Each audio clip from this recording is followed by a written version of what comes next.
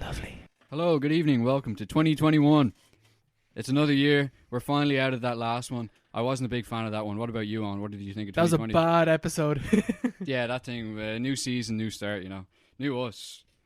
We're New year, new me. new year, new me. We're still currently in 2020, but we're talking from the past to you in the future. You're in 2021 right now, and I'm sure it's glorious. You know, Bright skies every day. everyone holding hands and stuff. Yeah, I'm so jealous. I'm very jealous. I'm very jealous for our listeners right now. I can't wait. Can't wait to start again. Start afresh. Well, actually, no, probably not because they're probably in a lockdown. Actually, yeah. No points. No points. Hate that. Hate to be you. Hate to Anyway. be you anyway. Sad times.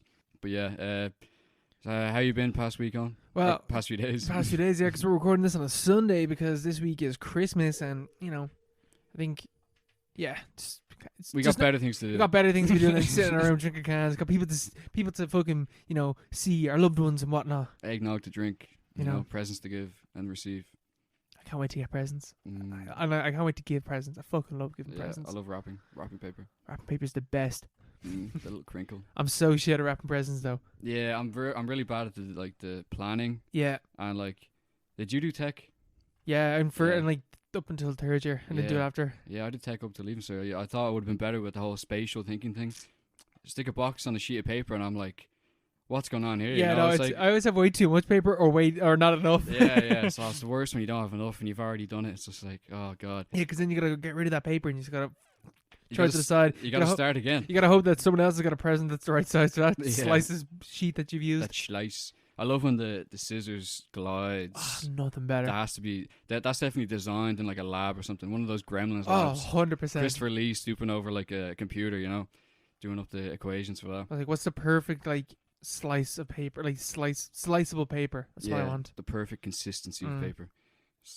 NASA sort of stuff. Yeah, it's like we need paper that doesn't fall apart, but we also need it perfectly for a pair of scissors to glide through. yeah, it's just Go through it like sound. butter. Ooh.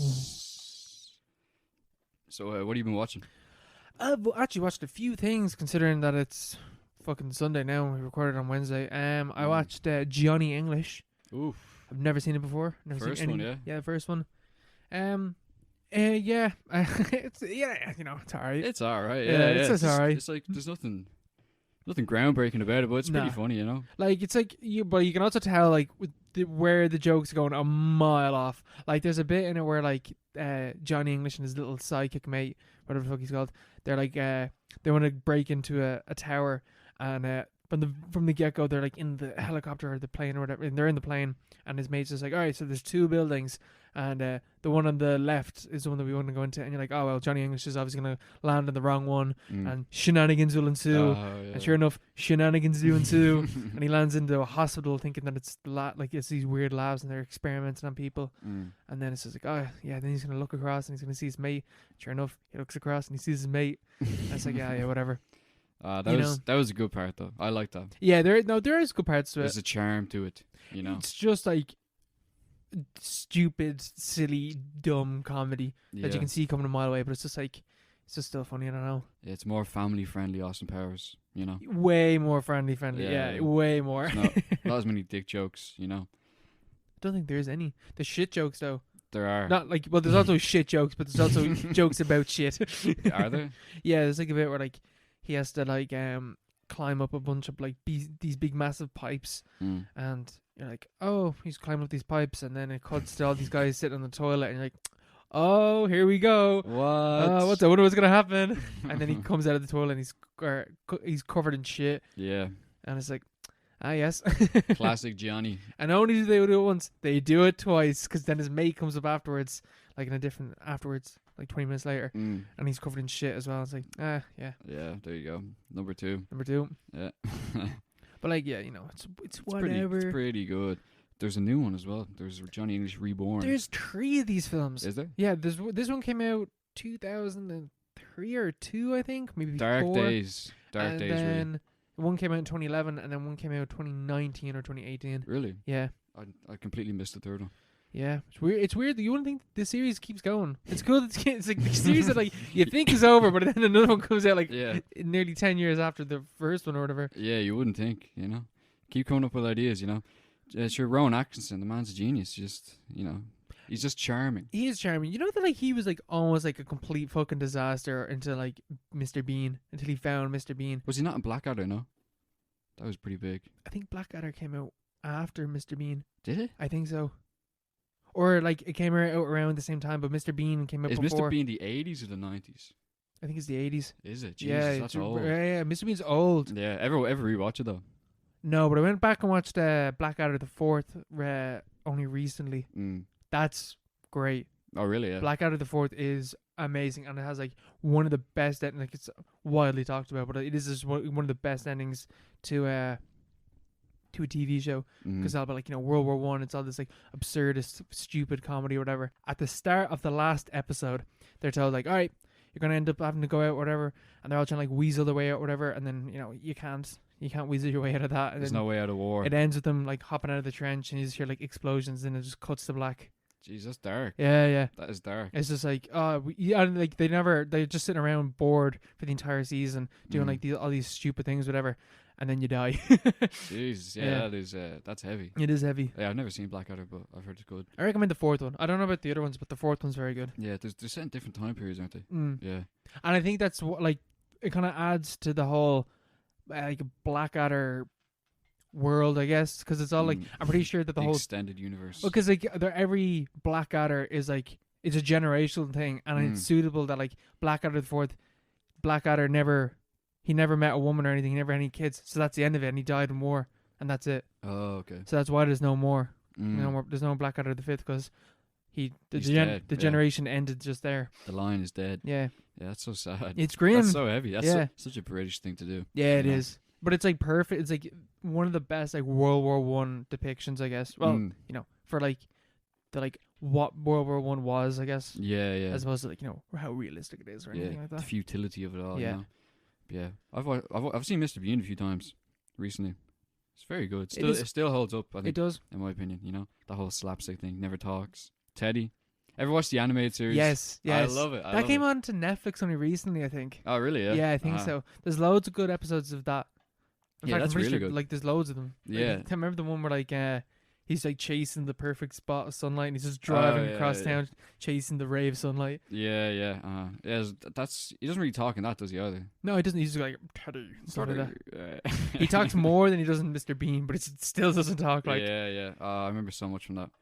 Yeah, that was a weird one. That was all like a Polish show as well. That was like outsourced. Oh, really? Yeah. It's like that's why it was so.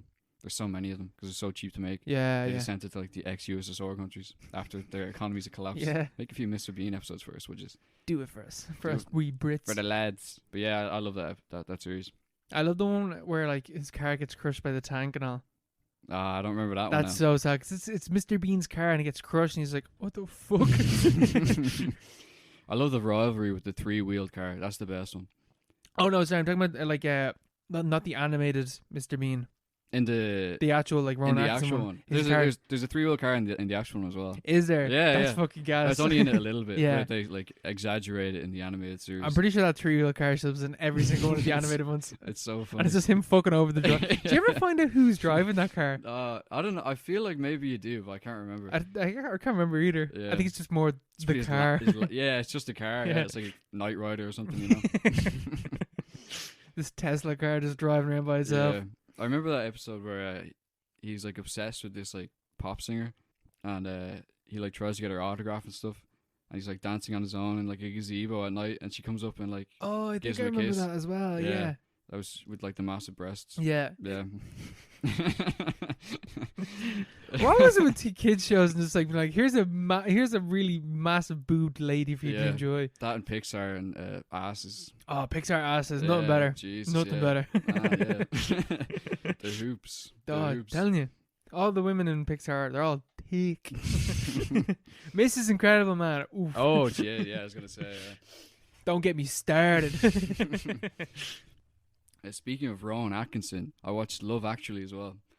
Is he in that? He is. He's well, that's a better question is who's not in that. Yeah, everyone's in this, but he plays. There's this storyline where Emma Thompson and Alan Rickman are like in a marriage together, and he's like emotionally cheating with the girl from The Office. Like he buys her a present for Christmas, And Emma Thompson finds out that this gold necklace isn't for her, and she has like breakdown or whatever. But the guy, when he goes into the jewelry shop and like asks for the gold necklace, there's this whole thing where like it's time constrained because his wife is on the way back. Yeah. And it's Rowan Atkinson behind the counter, and he's like gift wrapping the thing, and it's like 2 or 3 minutes long, where he's like continuously adding more layers to the wrapping, and it's alright. It's pretty funny. Yeah. What about the film as a whole? Oh Jesus Christ, Jesus! I don't know, because you hear like people love this movie. People love it. It's very well regarded. Kira Byrne responding to the story yesterday saying it's her favorite Christmas movie. That's the thing. I'm afraid to talk about this Yeah. film. People are going to come for me. People will come for you, man. I'm pretty sure I've never seen it because I just know I'm not going to like it. Yeah. See, I knew I wouldn't like it, but I heard like so many good things. I was like, oh, maybe there's like I've heard the end sequence is really good, and I was like, oh, I'll give it a go. You know, going with an open mind. And unfortunately, my brain just fell out halfway through. You know, it's just, oh god, it's 2 hours and 20 minutes long. It doesn't need to be that long. No, not at all. It's like, Well, maybe it does because there's so many fucking storylines. Yeah, there's so many stories in it. It was originally 2 movies. I was looking that up, which makes a lot of sense because like I don't even know how most of them, they don't really interact. They don't intersect at all really at the end, except for the airport sequence. Yeah, do they? Yeah, that's what I was gonna ask. Do they actually like intertwine? Like, are these interwoven stories at all, or to an extent? Yeah, like the same people sort of show up, maybe in like in 2 or 3, maybe. But it's not really. It's not my cup of tea, you know. It just, I really did not like it. Hugh Grant is so bad in this. I don't understand Hugh Grant like I think at we all. talked about this last episode as well. Did we? I think so. I don't really get the Hugh Grant thing either. Yeah, but in this one, he's like playing like Tony Blair, basically. Yeah. Like a version of Tony Blair. He's like the sexy, cool British Prime Minister. And he like has a thing with, I think, the tea girl or something. Like she makes his tea. Yeah. I remember that. It's at the start of the film or something. Yeah. And he's like, there's a sequence where this like Bill Clinton analog, who's played by I was going to say Tommy Lee Jones. You know the other guy? What's his name? Tommy something. Oh, I forget his name. Tommy Tiernan. Yeah, Tommy Tiernan is Bill Clinton. But anyway, he's creepy like American president or whatever. And there's a scene where like he sexually harasses the tea girl. And so yeah, it's definitely Bill Clinton. Yeah, of course.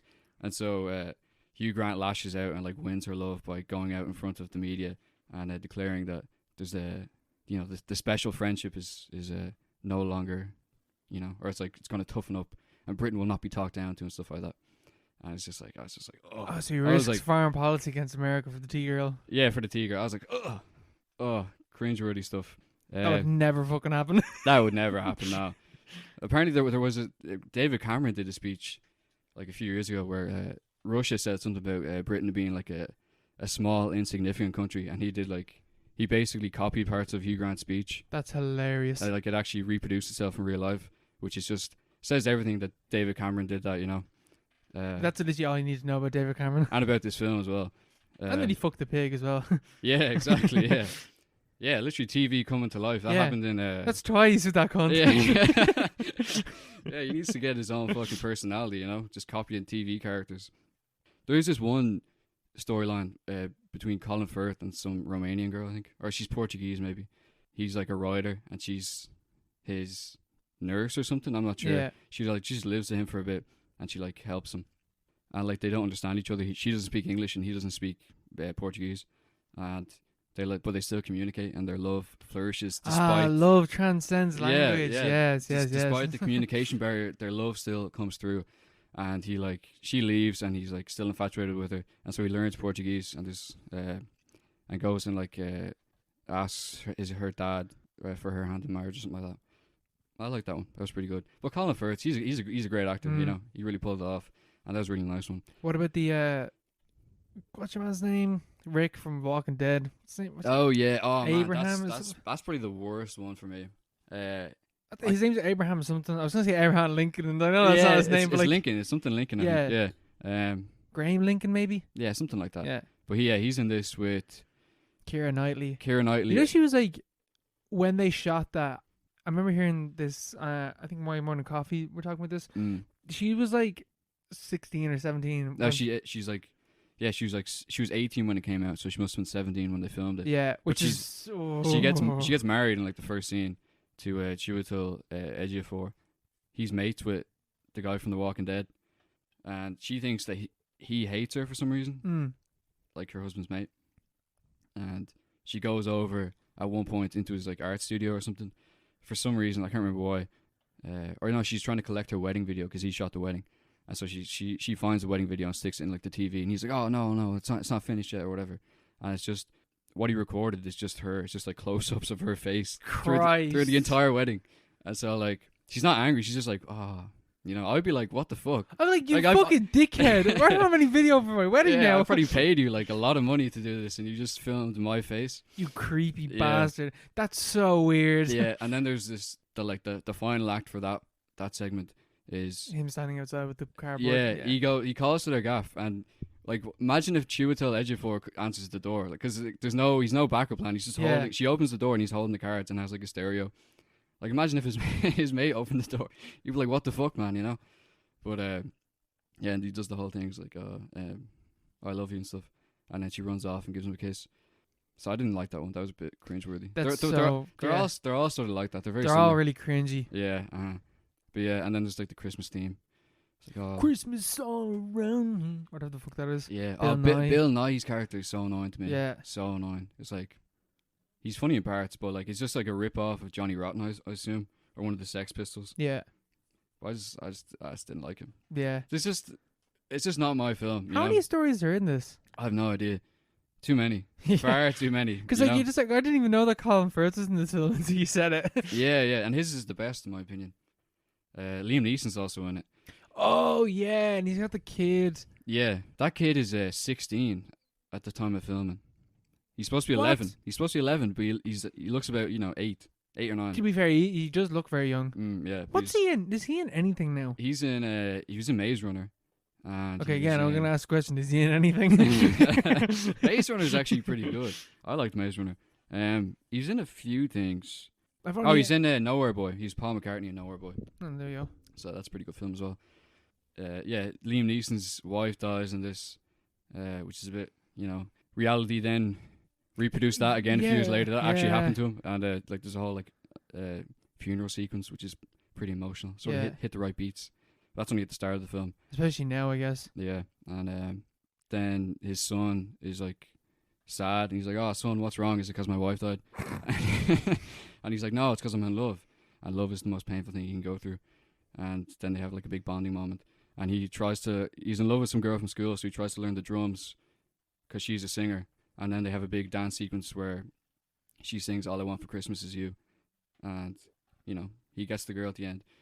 After like a very like extended sequence of him like breaking through security at the airport because she's American, she's going back to America, so he breaks through customs and security and like through the doors to where the flight is, and like it's like I don't think he says anything actually. She just runs over and like gives him a kiss in the cheek, and then that's it.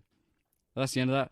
And that's when the airport sequence happens where they play God Only Knows and stuff. I don't think I'd like this movie at all. There's also one that's just by far the worst one actually is there's this guy, I don't know his name, I don't know if he's in anything. He's just like some random fucking punter, like some English fella, and he can't get any girls in England, and so he's talking to his mate, and he's like, I'll go to America, girls are easier in America, girls love English accents and stuff like that. And he's an idiot. Like, that's the whole thing. Like, it's made really clear. As you're thinking, he's going to go to America, get some, like, crazy stuff, and come back having learned something. And he goes to America, gets a flight over, and he walks into a bar, and sits down talking to the girls. And it's the little girl that the little boy was with. yeah, she's like 9 years old. Yeah.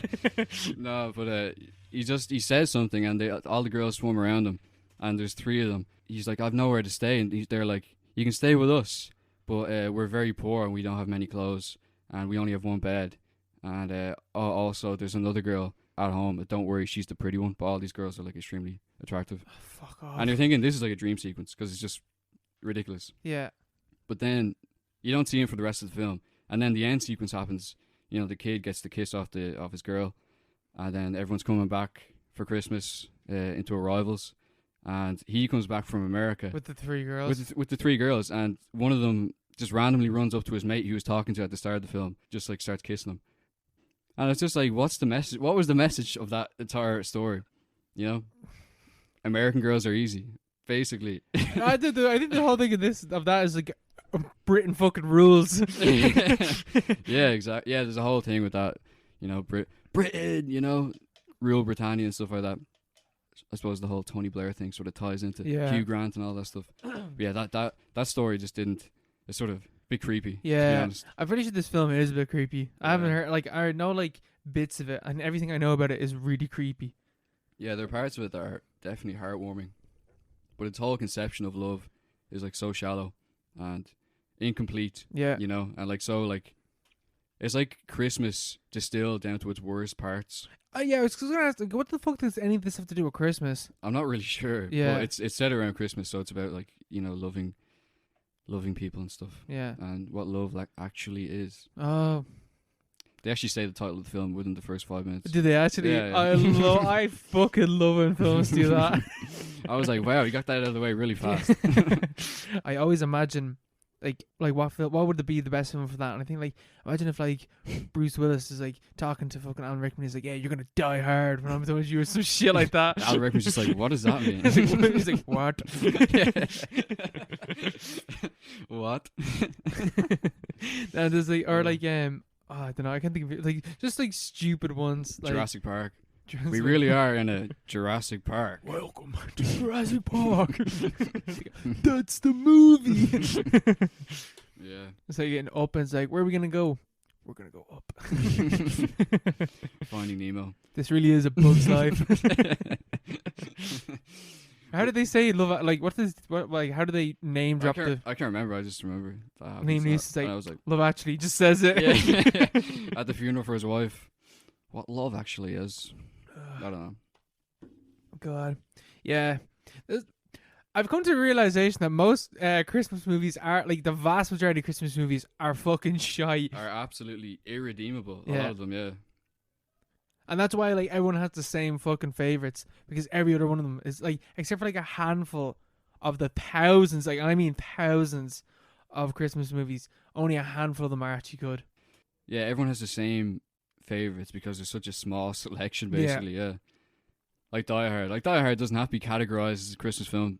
But the genre gains a lot from having Die Hard in it. Yeah, definitely. Like It's a Wonderful Life is barely a Christmas movie as well. It doesn't have to set around Christmas, but it does. Well, that's the thing. Most of the Christmas movies don't actually have to set around Christmas, but you know they just are. They just do. Yeah, like Die Hard doesn't need to be.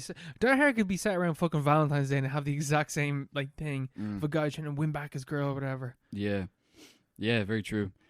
But it's just, I don't know, better for marketing, I suppose. I say it is marketing. As a Christmas film. Yeah. All comes down to the money. All comes down to the money. Cold hard cash. Oh yeah, yeah. I watched a bit of the Peanuts movie today, shit. The new one. When's that from? 2018, I think. I think it's 2018. Have you ever seen like Charlie Brown and stuff like that? No. Yeah, I remember watching it.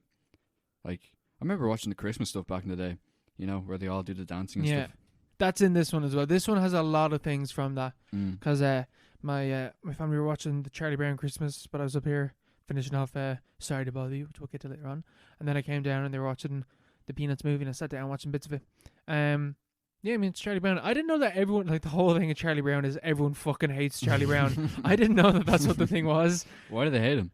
Because he's just a fuck up. He's just, like, he literally just ruins everything. Oh, God. Because, like, he'll, like, so in the Peanuts movie, a guy comes over and he's got his, like, model airplane or whatever. And he's like, oh, I'm going to show this for show and tell. And then Charlie Brown just like, oh, is it real? And he just, like, flicks the propeller on it and the thing starts flying around the room and smashing into people and, like, ruining things for everyone. And then flies out the window. And everyone's like, oh, Charlie Brown. You fucking idiot.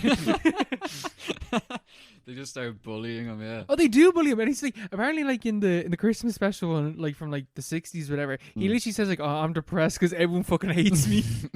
Yeah, that's sort of iconic where he walks past, like, the doghouse and he's, like, sad and stuff. Snoopy. Snoopy's iconic. Snoopy's great. And, like, the animation style in the Peanuts movie is so good. It's like a blend of, like, the old style of, like, the the really really 2D style that they Mm. have, and it's like mixed with like they all have like this weird texture to them, kind of, Yeah. but they don't look like fleshy. They look like kind of cartoonish. yeah. I don't know how to Mm. describe it. It's really really nice, and then Mm. like it like blends, you know. That thing where like they'll hide behind a pole, but you can't see them at all, but they're hiding on a really narrow pole and stuff like that. Yeah, yeah. Loads of stuff like that. It's really really nice. And Charlie Brown, he reads War and Peace in the span of a weekend because he wants to get the girl basically. What? Yeah, because he sees a redhead girl and he's just like, oh, I really like her. And it's basically the whole film. It's just him trying to get the girl. All right. And but he's a fuck up, but he's also like He's charming. he's charming. It's Charlie Brown, like Charming Brown. charming Brown. Yeah, you love to see it. Nothing really to say about it, but I did want to say about like, have you ever seen the Family Guy like joke about Charlie Brown? No. So there's a bit where like they're like, oh, remember when Peter fucking defended Charlie Brown or some shit like that? Whatever bullshit excuse they had to do this cutaway, and it just cuts to like I don't know. I think her name is Marcy. She's like the black haired girl, and she's like the smartest character, and she thinks she's the best, and she's a fucking asshole because she thinks she's the best. Is And, that the one with the blue dress? Yes, Mm. and she's holding the football for Charlie Brown, and Charlie Brown runs up and tries to kick it, and she like pulls it away, and he falls down. And then Mm. Peter comes over and is like, "Don't you ever fucking do that again!" and kicks the shit out of her, like beating down on this like 8-year-old. Yeah. And he's like, "Now you hold that for him and let him kick the ball." And then Charlie Brown kicks, and he's like, "Good job, Charlie Brown," and it just cuts. But like, I remember watching that, I was like, "What the fuck?" Because I didn't know what Charlie Brown was. Yeah, What yeah. the fuck is this? Yeah, that makes a lot more sense now.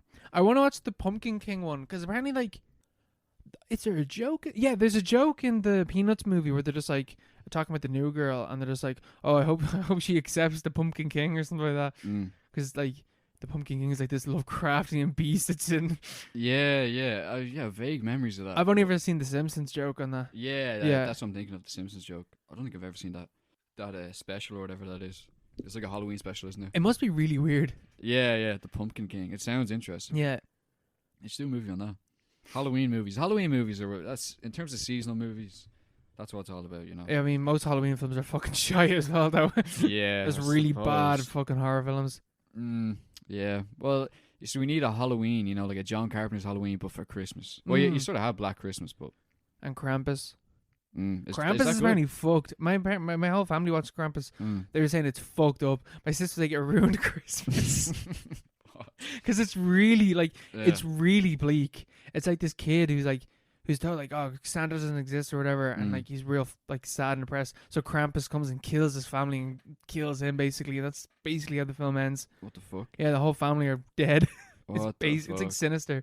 Oh, right, yeah. Yeah, I've never seen that. I've never seen it either. I don't know if it's good, but, like, We probably should have watched it. probably should have watched it. Oh, well. Definitely should have watched it, but fuck it. Next year.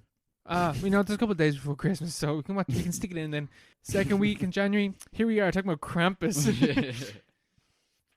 But yeah, what else have you been watching? I watched Meet the Parents. I've watched that. Yeah, That's yeah, a great yeah. film. That is a great film. That's a great little film. It's nothing to do with Christmas, but it has that. It could have been set around Christmas if they wanted it to be. They probably should have done that, and that would be regarded as like one of the best Christmas movies. Absolutely, yeah. Because I was thinking, because it had that vibe. That's why I put it on. Because like, it has that sort of seasonal vibe. It's like, oh, he's going to meet the parents. I'm It's amazed that they actually didn't set that at Christmas. Because it's more about the wedding, I suppose.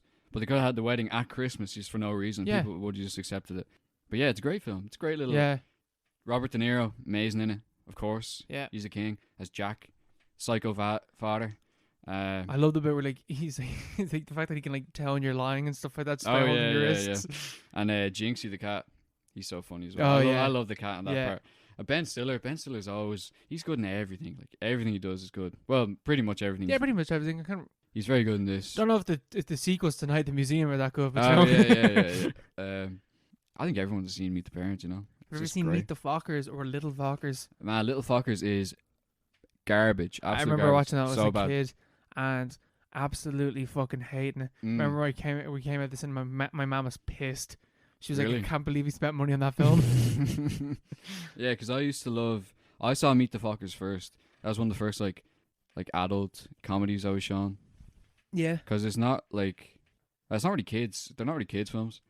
No, they're not, That no. was one of the first ones I was shown, And then I saw Meet the Parents like way later. But I loved Meet the Fockers is my first love in terms of that series. You know. I think I saw Meet the Fockers as well. I'm pretty sure. I thought it was about the Fockers, like the series, and then I didn't realize Meet the Parents was the first film until very very late in the game. Who is it? Is it Dustin Hoffman that plays? Yeah, and he's amazing. And is it Barbara Streisand as well? Yeah. That's ridiculous. They're so good in that. They just really go for it, like the characters in that. Is she like a film. sex guru as well? Or Yeah, she's she's a sex therapist. Yeah, and Dustin Hoffman's just fucking crazy with massive RV and stuff.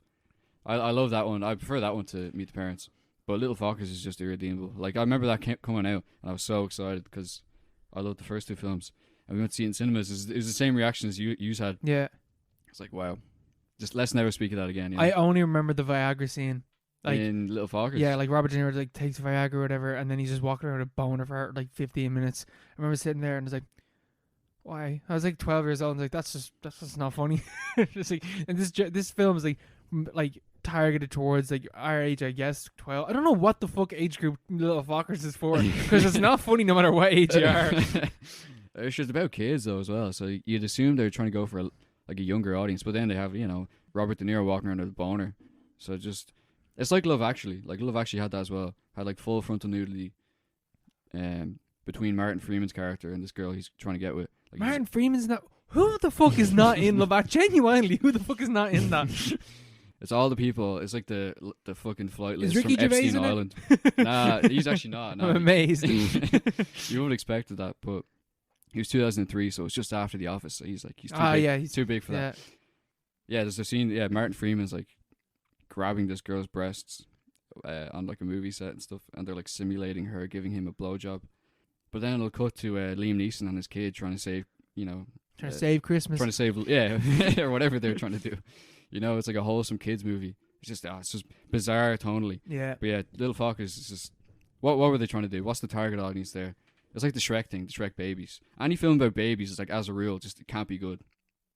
Yeah, genuinely. I'm just I was thinking that just when you're saying it's like everything that has kids in it, and it's like about the shenanigans. Like Parenthood is pretty good, but Parenthood is different because it's Steve Martin. Steve Martin can't do any wrong.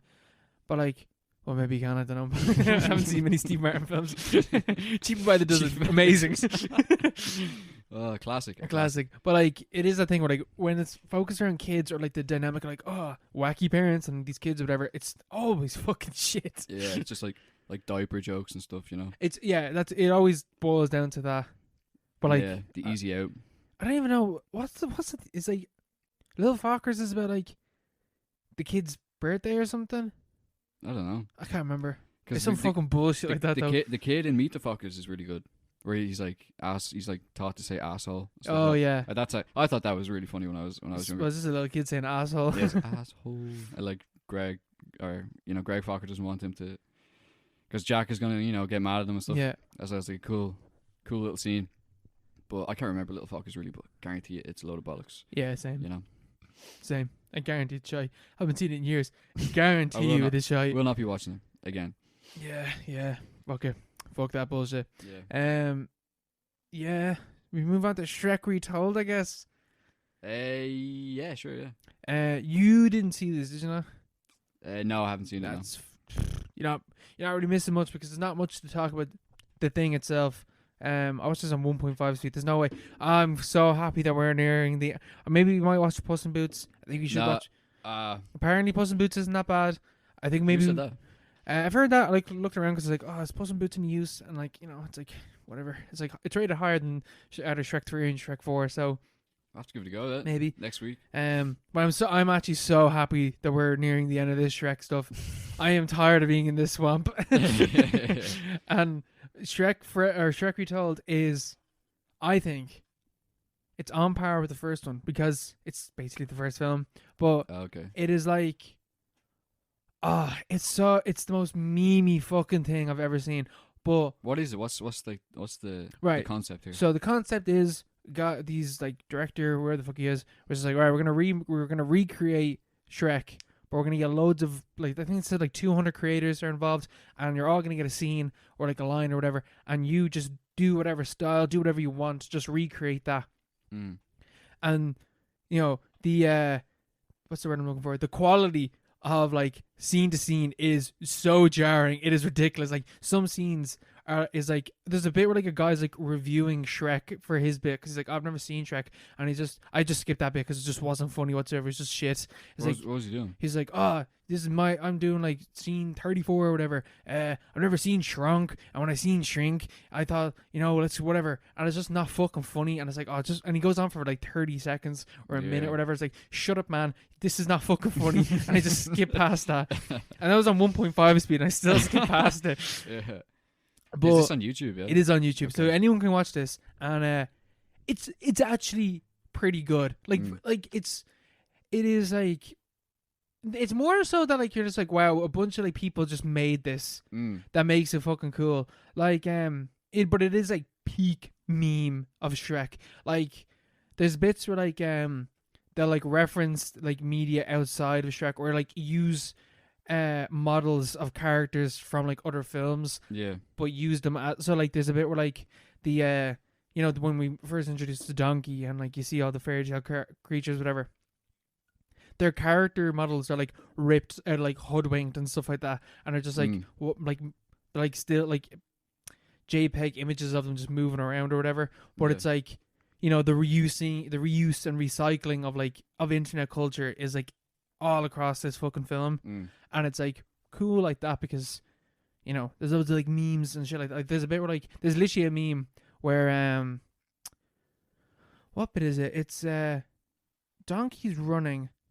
And Shrek is chasing him or something. I can't remember what scene it is, but it's just like, why are you running? Why are you running? You know that meme? Yeah. It's literally that. Okay. Yeah. Like that's the audio that they use, but like it works for the scene because that's what the scene is and stuff like that. Yeah. Like there's loads of stuff like that. How long is each segment? Oh, it changes drastically. There's one bit where like they're like clay animation kind of, and it goes on for ages. And then there's one bit where like it's literally just like one line and it's like a completely different style, and then it just cuts back to a different. It's so weird. But I was watching it and I was there like, there has to be like an anime fight scene at some stage. And sure enough, when thank God. When Shrek goes to like Farquaad and like fights all the knights and stuff to like win, it turns into like an anime style, and like they're talking in Japanese as well. It's like Dion, whatever the fuck he's saying, and like he's doing like poses like that you'd recognize from like JoJo's Bizarre Adventure and stuff like that. And it's just like he's like a god. Like he's like he'll hit someone and they'll like explode past him and stuff like that. Like it's really really good. Yeah, I have it here. Very very. It's like weird, very weird. Yeah, it is.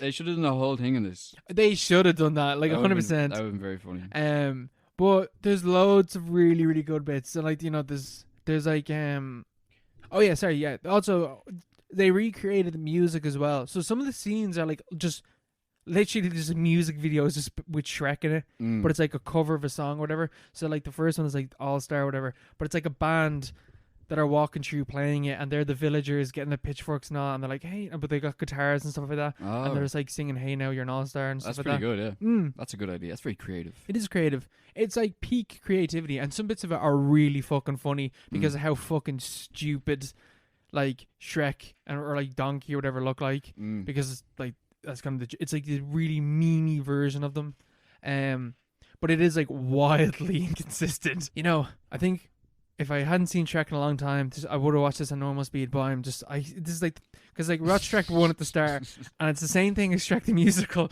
and now I'm watching the same story told for the third time, just differently again. Yeah, all Shrek'd out.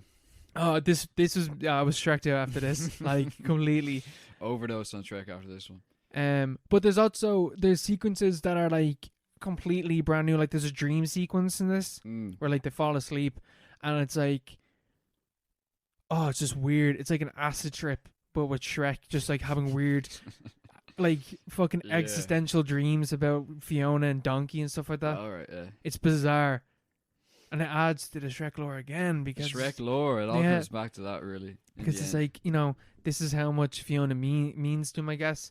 Because it's like he's like being consumed by Fiona, or like Fiona showing him the light to like finally accepting who he is and stuff like that. And there's actual bits where like it's just like live action. Like it's just people. Yeah. Is this the start's like that, is it? Yeah, the start's like that, and there's a couple different bits like that, and the end is like that as well. I'm trying to remember like some other like different stuff. There's like so many. It's like it's really weird. It's like when you're watching it, you're like it feels like you're coming across like this cursed YouTube video Yeah, yeah. because it reminds me in certain bits like that. You know that like Shrek is love videos and stuff like that. Yeah. Some of it reminds me of that. And I think after watching this, I think the Shrek memes died. Like, because this is like, it's so weird. And I don't understand, 2018. like, why did Shrek become such a huge meme, do you think? Because why? like, this is like the culmination of all that. In this, like, it like legitimizes all the meminess of Shrek and like creates this like art base. It makes art out of it. Base. Well, not that memes can be art, but like Absolutely, yeah. memes- Internet art. memes are art, but like kind of like legitimizes it, I guess is the only way you can kind of describe it, or like Mm. puts it in like a different like canon. Yeah. Oh, like Shrek is like, it's all about, it's already playing with those conventions and tropes, and it acknowledges itself as like a postmodern work, It's about an ogre who's actually the hero, and, it's not just that, like the film itself is aware that it's a film.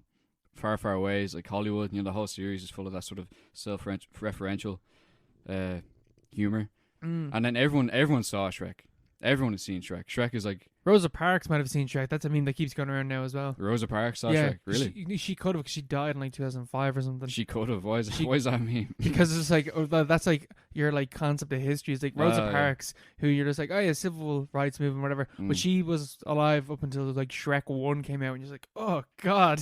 Yeah, Your yeah. concept of time like gets weird with that. Yeah, Rosa Parks saw Shrek. Yeah, that's the thing. People only talk about Shrek in those terms, because everyone's seen it. And it's like a cultural milestone. Like, it made billions.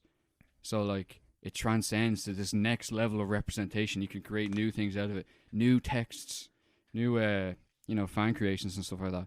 I think it's perfectly legitimate, all those things that came out of it, like the memes. Oh, The 100%. memes obviously completely dead at this stage. But it'll be back. Oh yeah. That lasted very long. I remember when it first came out, that Shrek is Love thing. That's Sure. like that was like in the 2000s, like not 2010s. That's like 2000s. Is it? Yeah, it's like I remember looking it up or something. The first video came out like maybe it was 2010, but like that's 10 years old now. Yeah. I remember first, like Shrek was already like kind of a joke. Like, people always reference it and stuff. But Shrek is Love, Shrek is Life. That video sort of blew up in like, I think I was in third year or TY or something. Yeah, That's when I got like people would talk about it in class, and I was like, oh. I think I got revitalized or something because Yeah. it came up before that. Mm. Because I remember seeing it like when I was in like first or second year, or whatever. Although I guess that is like 10 years ago at this stage, actually. Yeah, close enough. But it's weird, especially I think for like a lot of people like our age, or like maybe for a lot of people, it was like the first time that they saw like the weirder side of the internet, if you know what I mean. Like, we all know about like furries and stuff like that. Not that furries are weird, but that side of the internet. You can do what you want. If you're a furry, don't give a shit. This is a pro furry podcast. We're a pro everything. You do whatever you want. you can dress up as an animal and fuck. We don't care. But it's like that side of the internet where it's like people taking like beloved characters that are like really innocent and just turning them into, Shrek is Love or whatever. Like, it's like this weird side, like that rule. What's that thing? Rule 51? Is that what it's called? Yeah, where anything. There's a porn about everything, basically. Porn about everything, yeah. Like, that side of the internet kind of like came out with like Shrek is Love. Mm. Or, like, not that it was always there, but like we became aware of it, I guess, was our first Yeah. like look into that side All of the the internet. normies became aware of it, Yeah. Like, that's when Twitter sort of got big around then, didn't it? Or Yeah, exploded. like Facebook and stuff Everything like got a lot bigger around that time, like 2012. that. Web 20 2.0. Yeah, exactly. Like, remember it used to have like you just had like comics and stuff that people would post sometimes Yeah. on Facebook. You'd have like Rage comics and like fucking Oh yeah, like Trollface and all that Trollface. shit. Remember that? Yeah. Yeah. Jeez, back like that was like those are like the fucking cave paintings of internet Yeah. culture, way back when. Like that those would have been made in like early 2000s, but they only got to like the broader population like about there's like a 10-year delay or something. I think it's getting faster nowadays. I Oh suppose. yeah, Jesus, yeah, A lot it's so faster. quick now. Like, my mom would know like current memes and stuff like that, Yeah, exactly. Yeah, and be aware of them and stuff like that. it's so weird. It's weird. It's bizarre. There's definitely some ramifications there that down the line that will take place. I suppose you already see the ramifications. Well, that's like Trump is a meme. Trump is that result of that. He's literally a living meme. Yeah. And he became president of the United States. So there's the ramifications there. And that was nearly a ground zero. Like that was just when Shrek is love. There's sort of a Shrek is love, Shrek is life to Trump pipeline happening somewhere around there where memes become real. I've heard before that like Gamergate as well. Remember that? I don't really fully understand Gamergate. Neither do I. Even though I've like looked into it multiple times, I still don't understand like what it was like a backlash to like people taking like games more seriously and like critiquing them more. But it's like I remember seeing I saw a really good tweet and it's just like being a leftist is so hard because you got to read like these like Russian fucks from like 100 years ago to be like to understand like leftist politics or whatever, but to be like to be right wing all you had to do is play Xbox Live in like the mid 2000s stuff like that. So true. Which is like because gamers, it's like where like Gamergate is like when like gaming and like Call of Duty chat rooms back then, they were fucking awful and there was a lot of slurs thrown around and it was just the normal. Yeah. And it's like the backlash is from like, well, I used to say the N-word to people and it's fucking fine or whatever. Whereas like that's what Gamergate was like pushing back against whatever, and that spilled over into the mainstream, and that's where you get Trump and shit like that. It's like this backlash to like PC culture, whatever. Yeah. And Shrek is love is like a part of that as well. Yeah. Yeah. Fucking Xbox Live chat rooms were like the Vienna fucking cafes of the 21st century. You know, that's where that's where all the ideas popped up. That's where the culture war started. They're the coffee houses and shit like that. Yeah. Joyce and fucking Hemingway talking over Xbox Live. Spot me, Hemingway. Fucking hell. God, that's such a fucking... It's realistic because that's where the Shapiros of the world and Petersons came from from those fucking Xbox Live chat rooms. Yeah. That's what people will study 100 years from now. But like this is like Shrek Retold is coming from this as well. Oh yeah. Which is so because like no other like I can't think of any other except for like Minions. I guess was like forced upon people Minions, as that. That was like a whole different level to that, wasn't it? But that was like pushed pushed by the studios nearly. But that was for older people as well. I think when the Shrek thing happened, studios realized like how they could weaponize those kind of things. You could weaponize the meme as a marketing thing. Yeah. Because I'm actually like flabbergasted that DreamWorks haven't made another Shrek. You know, maybe there's I think they missed an opportunity there. 100%. Maybe there's like it wouldn't have worked because they would have had to deal with that sort of and especially like that thing. Like maybe there's some sort of like cooling off period when they can release another one, but I don't know. Yeah, because especially like I don't think you could have released a Shrek movie. I think Shrek Forever After is 2011, so never mind. Or is it? Yeah, it is 2011. Yeah. So like that's like comes out and like this is all coming out after Shrek Forever After. I don't know what. Actually, I probably should have checked to see when Shrek is Love was first. 2018. It says in the video. No, Shrek is Love, not Shrek Retold. Oh, okay. But yeah, if you just looked at it, but like that's like. Shrek, like the franchise ended and then all the memes came out afterwards. But I don't think you could have released a film during that period of Shrek because it just would have been torn apart. Or like the implication, like this is my swamp means something completely different now post a Shrek is Love world. Post Shrek is Love world. This is my swamp means something completely different to what it meant in Shrek. And you know, like everything, and like onions have layers, and like it's like you said, like that last week, like the sweaty green cheeks of Shrek, or whatever. Yeah. That comes as well from society, this weird memey version of Shrek. Yeah, definitely. Yeah, man, there's a whole like Wikipedia article about this.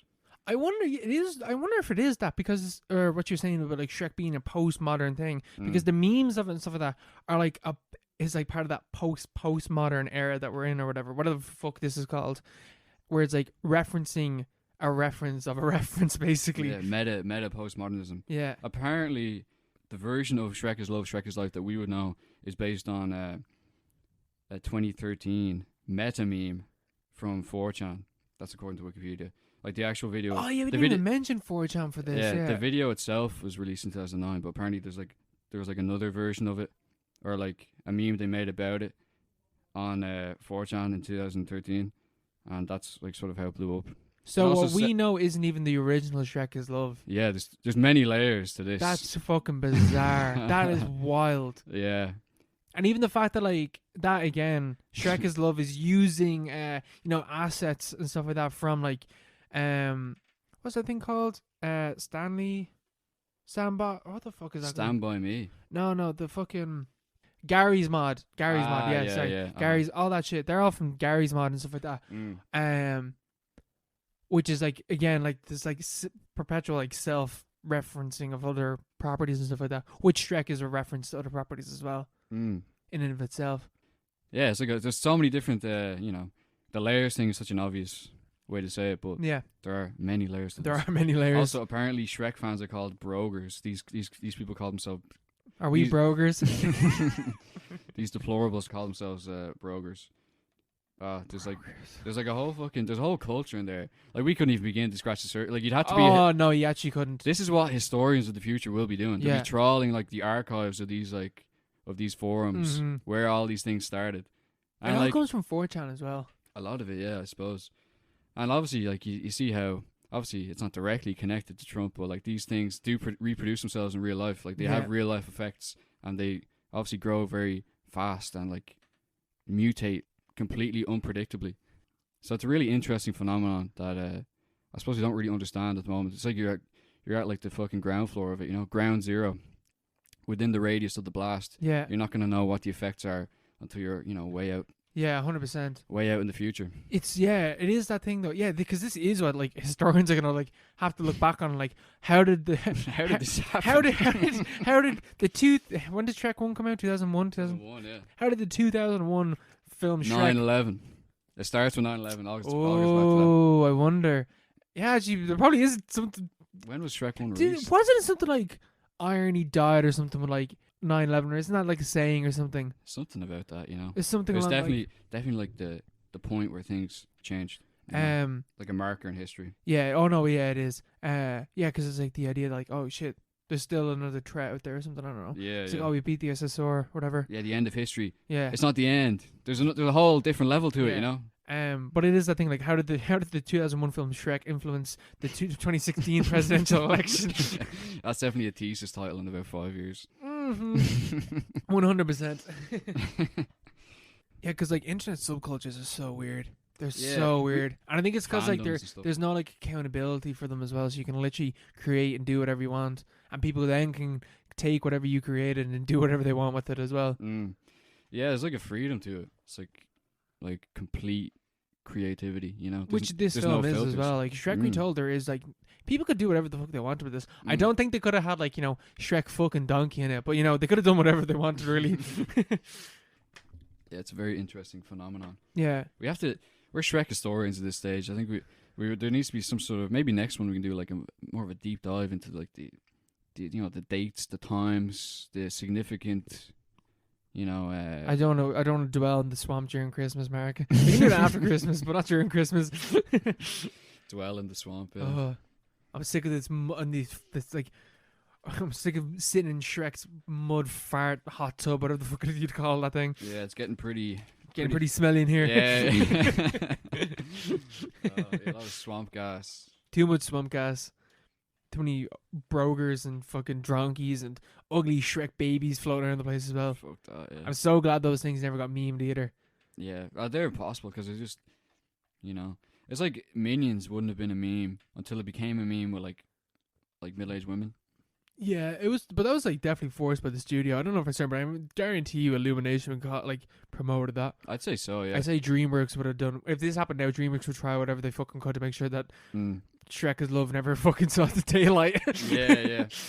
But like it took on the way like it took on life of its own. Like you get like. In fact, if they tried to do anything, it'd only make it worse. Yeah, like they got you see Minions memes that were like about depression and stuff. Like that definitely wasn't put out by the studio. It's just people. Maybe the people that they wanted to talk about Minions, reused it, recontextualized it for themselves. And the way they did that was just so ridiculous that it created a whole different level of meaning for like people who weren't the target audience. Yeah. Like it was hilarious. Yeah. Some of the memes you used to see. Even Minions. now, you see like the old Minions as like Bob or Dave or whatever the fuck the third one was called, like them just standing there, whatever, their mouth open, and then like because you instantly think it's gonna be like a really innocent meme, like that your mom would post or whatever, and then it has like the most fucked up title ever. It's like, oh, Jesus, but like the joke stems from that like contrast of like you knowing what those memes were originally, and then the new title on it, whatever, that adds a joke to it. Defying expectation. Which Shrek does as well. Yeah. Subverting. Right. I'm gonna rate Shrek Retold. I thought long and hard. I sweated over this. Didn't know what to give it, but you know what? It's a 4 Shrek. I don't know. I'm trying to think of a meme from Shrek. It's a 4. It's 4. This is my swamps out of 5. 4 out of 5. 4 out of 5. That's why I actually the first one. I rated it that on Letterboxd as well. 4 out of 5. It is 4 out of 5. It's not something that you should watch by yourself. You should watch it with other people because you can't watch this by yourself. It's way too fucking much. That's why I was watching it at 1.5 speed. Too dense. And actually, watching a 1.5 speed actually added to the effect of certain scenes because they just go by so quickly. And now for our recommended film of the 2 weeks. It is Sorry to Bother You by Boots Riley. It is the story of, in an alternate present-day version of Oakland, telemarketer Cassius Green discovers a magical key to professional success, propelling him into a universe of greed. What did you think about Sorry to Bother You? I really enjoyed it. I thought it was amazing. It's really original, very original film. You know, it didn't have to be this original. Is this a Netflix film? No, this came out by itself. Yeah, it's just an independent film. Yeah, it's really good. It's like almost too original, you know. It's more like an art piece than a film, I think. Yeah, you know, like there's no real tonal center. Like it shifts around. It's all tonally it is all over the place. You know? It just goes like it just becomes a different film halfway through almost, or not a different film, but like it changes like a different version of what it was before. You know, almost. Yeah, it's like an advancement of the ideas that were set out in the first like 2/3 of the film, and then the final third of the film is like, whoa, what the it's full spoilers as usual. It's like, oh shit, there's fucking horse people in this film. Yeah, they're equisapiens, and like the first part of the film is the whole thing where he's like putting on his white voice. That's so fucking funny. Yeah, that is good. David Cross. Oh, it's so good. It's not done very well, but like no, but it's kind of. I think that's on purpose. It is completely because it's like so jarring. The voice and like that's a big thing in the first half of the film, but then that just ends really. That just stops like at the scene where they introduce the horse people, and then the rest of the film is about the horse people. But like that's not advertising. Like I didn't know that was going to happen at all. That's like, kind of the point though as well. Yeah. It's like subverting expectation. I had no idea that was going to happen, and it's just one scene where like he pulls, or no, like he just opens like a fucking toilet door or something, and you're like, what the fuck is that? Yeah. It's what horrifying.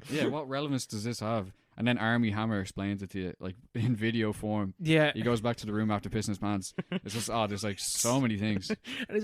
And like when he finds out that it's like a line, like you have to snort the thing which is like I guess like ketamine basically is what they're taking, and turns him into a horse. And he's like, "What the fuck did you give me?" And Army Hammer's like, "Relax, man, it's straight Peruvian." Yeah, he's like a weird, like Steve Jobs. I think that's because his name is Steve Left. Lift. His name is Stephen Left. Steve Lift. Lift, is it? Oh, that was Left. Sorry. Left. Sorry. Yeah, he's like a CEO, kind of like a turbocharged CEO. You know, he's like likable and like charismatic, or he's not likable. He's like charismatic, and he's like like handsome and like he's like the cool dude. He's not your boss. He's your friend and stuff like that. But he's like evil. Like he's a slave driver basically. He's a slave owner. Yeah.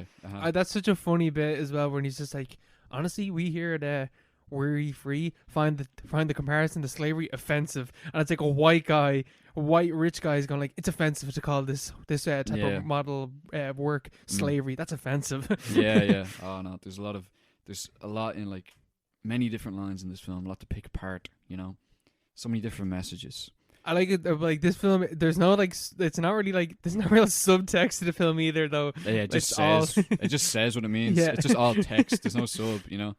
Like the whole, I like the bit about, like marketing, like the whole message about marketing, like how he became a meme, basically, and then the radical who threw, he became a meme by like a girl. Oh Jesus, so much to explain.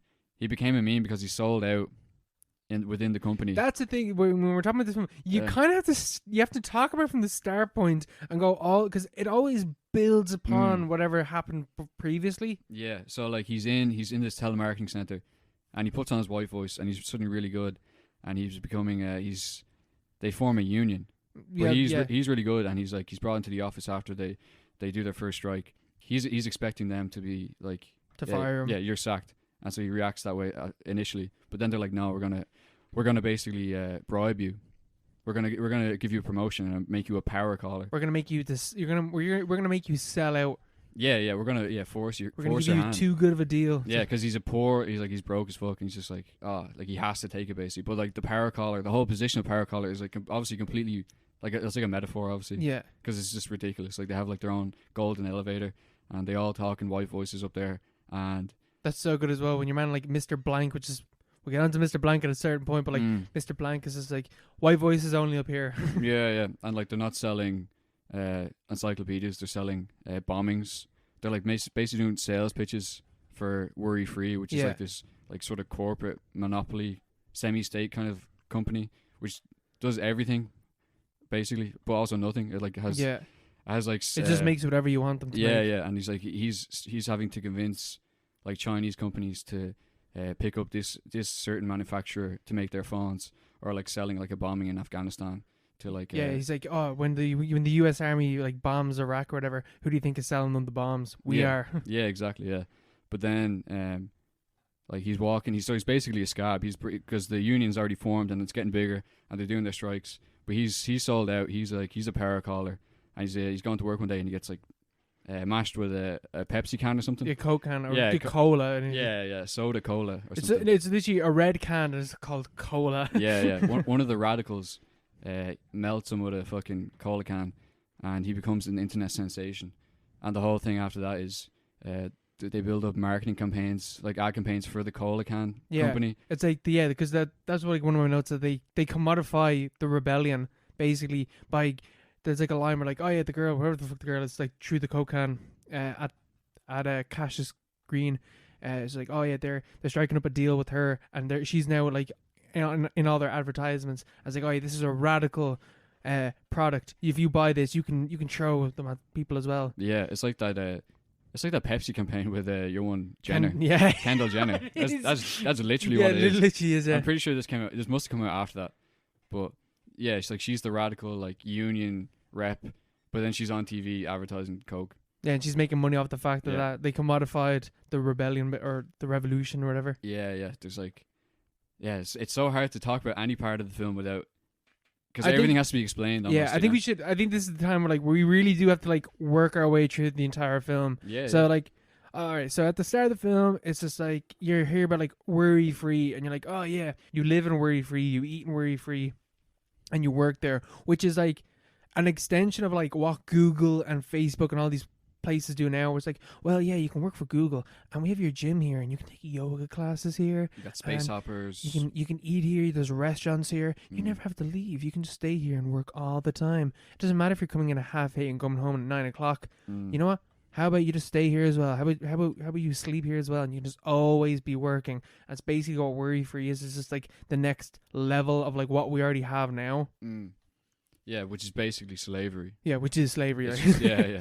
It's like lifetime contracts to perform work in exchange for room and board. That's so funny as well when they have the MTV thing. It's like, welcome to MTV Creatives. My name is whatever. It's like, and this is the worry-free edition or whatever. Yeah. Like, this is where the magic happens, and this is also where we eat because they're on bunk beds and they're eating in their bunk bed. That's where they sleep as well. Yeah. It's like renting in Dublin, you know. 4 people to a room, you know. You got it's where you eat, it's where you sleep. Your oven is right beside your bed. Yeah, exactly. Yeah, it's only $1,500 a month. But yeah, so like, the whole thing as well is at the very start of the film, where like he has to lie, or he thinks he has to lie to get just a telemarketing job, like this terrible fucking job, but he has to lie in order to even get a chance of getting it. And your man's like, oh, I know that you're lying, but I like the way you got initiative. I like the way that you're willing to take risks or whatever. We need people like you, Cassius. So he gets the job basically because he was lying. But the whole thing as well, that fact that he thought he had to lie in his CV because he hasn't had any fucking opportunities whatsoever. He's broke as fuck and has to lie in order to even get a chance of getting a job. And it's like, you need to have experience to get jobs, but how the fuck do you get that experience in the first place? If no one's gonna hire you. Yeah. Yeah. Yeah, he's like stuck in that loop, but he breaks out of it and he gets the job, and it's like it's all like the whole teleconference or telemarketing thing. Like that's like a stereotypical like dystopian job. Like Yeah. it just looks horrific. From everything that I've heard, it is horrific. Yeah. Um. You did that before, didn't you? No, I did like An internship. something like that. Yeah. Or I was on the phones and stuff like that, but it wasn't like goal driven. It was supposed to be goal driven, but I didn't meet any of the goals, so Yeah, that thing I as just well. didn't do it. Where he's just like, how much you getting paid? It's like, oh, I think it's just commission. Yeah, that's fucked. Yeah, that's actually what Yeah. what I was doing. The internship, I wasn't getting paid, but they said if you get any sales, Yeah, commission. you'll get a bit off that, and I was like, I'd rather not. Yeah. That's so shit though. Like, Yeah. it's like, we're not gonna pay you, but you have to make us money, and we'll give you a little touch on the side. Yeah, it's We're like, not gonna pay you for being here though. yeah, 5-10% after you do all the work, and basically you're on the phone to people. You're basically scamming people. Yeah. You're like even if it is a good product, which it almost never is. Like you have to pretend that it is, and you have like old people on the phone, and they don't know any better. And you basically the whole point, even with the Stick whole to the thing, script. yeah, stick to the script. It's just how to trick people, how to like get on the good side, Yeah. and like get them open to giving you their information, so then you can take advantage of them. It's just scamming people, but like with a sort of legit sheen to it, you know. Yeah, even though that like he has to like Cassius has to like ignore the humanity of people. Like when he calls that woman and she's like, "Oh, I'm sorry, like I have no money or whatever. Like I'd love to buy a product or whatever, but like my husband's in hospital like with chemo or whatever."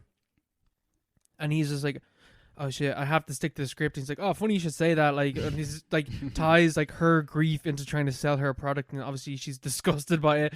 But it's like you can't view the consumer as a person. You have to view them as a consumer. You have to completely dehumanize them and ignore their struggles and their pains, whatever, and just stick to the script so that you can fucking sell products to them. See the dollar signs, Yeah, you know. that's and all then that matters. Chase that, get that down.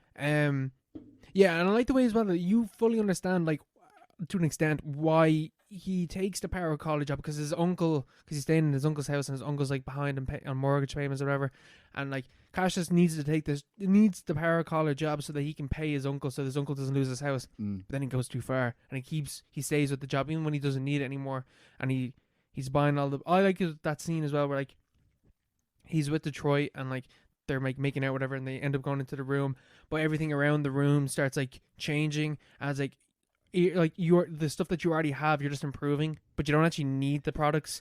It's like that line where like he's like where he's like, "Oh, you like I gave you that car," and all. It's like, "Yeah, that fucking hunk of shit." Where it's like, "Well, do you want me to take it back?" It's like, "Well, no, because it is a car. It's a shit, but it is a car. It will still get you to where you want to go." Yeah, it's just a really bad car. It's just a really bad car, but like, I mean, as a guy that doesn't have a car, I'd fucking take a shitty car. I don't fucking care. Yeah, exactly. Yeah, yeah, I like the whole thing about they really depicted the whole conflict as well in terms of they're all rallying together in the workplace behind the union. Yeah. And like collective bargaining, like trying to fight for their rights or whatever. And he gets presented with this really good opportunity to make a load of money. And he's in a bad situation. He needs the money. But at the same time, you're like, you know, what do you do? Yeah, like, what do you do? Do you sell out? Or is it selling out? Or is it possible to sell out and then, you know, back down? Or to do what he said, cheering from the sidelines when he was confronted by them, you know? Like, is that possible? I think the film says no. yeah, exactly, yeah. Power corrupts. Because that money is power. Greed, because like, it is, because like you, and I like as well. It's like he's not a fucking. Well, he is a dickhead for selling out at a certain stage. Yeah, but like you fully understand why he takes the fucking. Of course, yeah. The thing, because like anyone would in his situation. Yeah, sell out. You know, it's like they're saying, "We'll make your life better immediately if you just sell out." Yeah. Whereas otherwise, he has to get down, you know, sort of like dissolve himself into the crowd and hope that they eventually get to like a better bargaining position. Yeah. And then maybe he can get like a raise of like, you know, $10 an hour or whatever. Like, yeah, which still won't be enough to save his uncle as well, though. Yeah, exactly. Yeah. So yeah, it's a bit of a bind. It is a bind. I I love the white guy voice, because like that is a thing as well. Like that is a thing. Like it's been written about constantly. Obviously, we've all heard about like you know how like people of color have to put on like a white person voice when they're around, like especially in the work environment, they have to like have a white voice basically, where you talk a little bit more proper or whatever. Like Oh yeah, well, like me and Mark fuck up here. Like, we're trying. We're trying. But it is that thing where like he has to have a white guy voice in order to sell products, and I really like that bit where what's your man's name? That he like the actual actor Donald, your man that's in Lethal Weapon. Danny Glover. Yeah. Danny Glover. I was gonna say Donald Glover. I was like, that's not his name. That's fucking. It's just an age progressed Danny yeah. Glover. With Donald Glover. Yeah, but Danny Glover when he's just like, it's like, oh, it's like, no, it's not nasally. It's it's not nasally. It's what they think that they sound like, or what they should sound like. Like I've never been fired. I've only been laid off. I have the car. I have the money. I have no real worries or whatever. And then he has like a David Cross voice, and it's really. I always found that really funny. Yeah, I think it's like everyone can relate to that. You know the way you have to put on a phone voice and stuff. Yeah, it's like my dad. His phone voice is hilarious. Oh yeah, I think we sound completely different. Everyone has a phone voice. Not everyone has a white voice, but everyone has a phone voice. Everyone anyway. has a proper voice. Yeah, it's very funny the way they did it as well. David Cross is very good at it. Yeah, he is. I think as well, like the way that Boudreaux like depicts when you first, like, if anyone has ever worked, calling people up, like I had to do that for my job before. I have to like call people up, and it's a skill that you have to learn, like calling people on the phone. But when you first do it, you're panicking, and I love like how like it's like the desk slams and he's not prepared whatsoever, and he's like trying to talk to the person because it feels like that. It feels like when you're ringing someone for the first time, it's like, oh shit, I have no idea what I'm meant to fucking do here, and you're like struggling. And it's like it is really awkward, and like the way that they do it is like he rings them, and your man's like right in front of him or whatever, and he just hangs up, and he calls the second person, and the girl's like having sex or whatever, and just hangs up. But it's like. It is a relatable thing where like you ring someone, you're like, oh shit, I'm not prepared whatsoever. What the fuck do I say? Yeah. I remember the first few times I did it, and my supervisor was like looking over my shoulder as I did it, because she was like, oh, you haven't made any calls. I was like, I know. watch this. I was just like, hello. It's like, I was just like, grim. Yeah, it is grim. It's a skill that you have to learn. Yeah, but it's a skill that is completely fucking useless, except for under a capitalist society we need to sell goods to people. Yeah. Well, of course it's useful to be able to talk on the phone, but it's like it'd be handier if you didn't have the pressure. It's like, hello, I'm here to scam you. Yeah. Hello, would you like to give me money in exchange for this terrible product? Or it's like, I'm gonna ring you up, and we both know this is bullshit, but I have to pretend like it's not. I have to convince you. It's bullshit, but I have to convince you by my tone, and now I'm talking that it's not fucking bullshit. Yeah. And I love that scene as well, like the corporate bullshit scene where you're once just like, I'm your manager, I'm the team leader, whatever, and like you're not like employees of me. We're all team members or whatever. We're all team players. We're all part of the same team. We're all trying to make it. We're gonna do it. We're a family here. And then Cash is like, does that mean we get paid more? And she's like, absolutely not.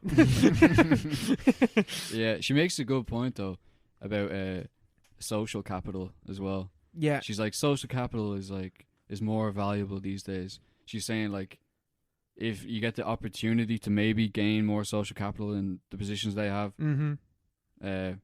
which is obviously a bullshit excuse as well. But I think that sort of they expand upon it in the film, because he gets that social capital via his promotion. Like, it's not just about the money; it's the fact that he's one level above, just surviving basically. Yeah. Which is what everyone else is like in the call center. He gets promoted, and it's not just a monetary raise; it's like a social raise as well. Like he's rubbing shoulders with different people, and he's more security, and it's just like a whole different mindset. It's not just about the capital.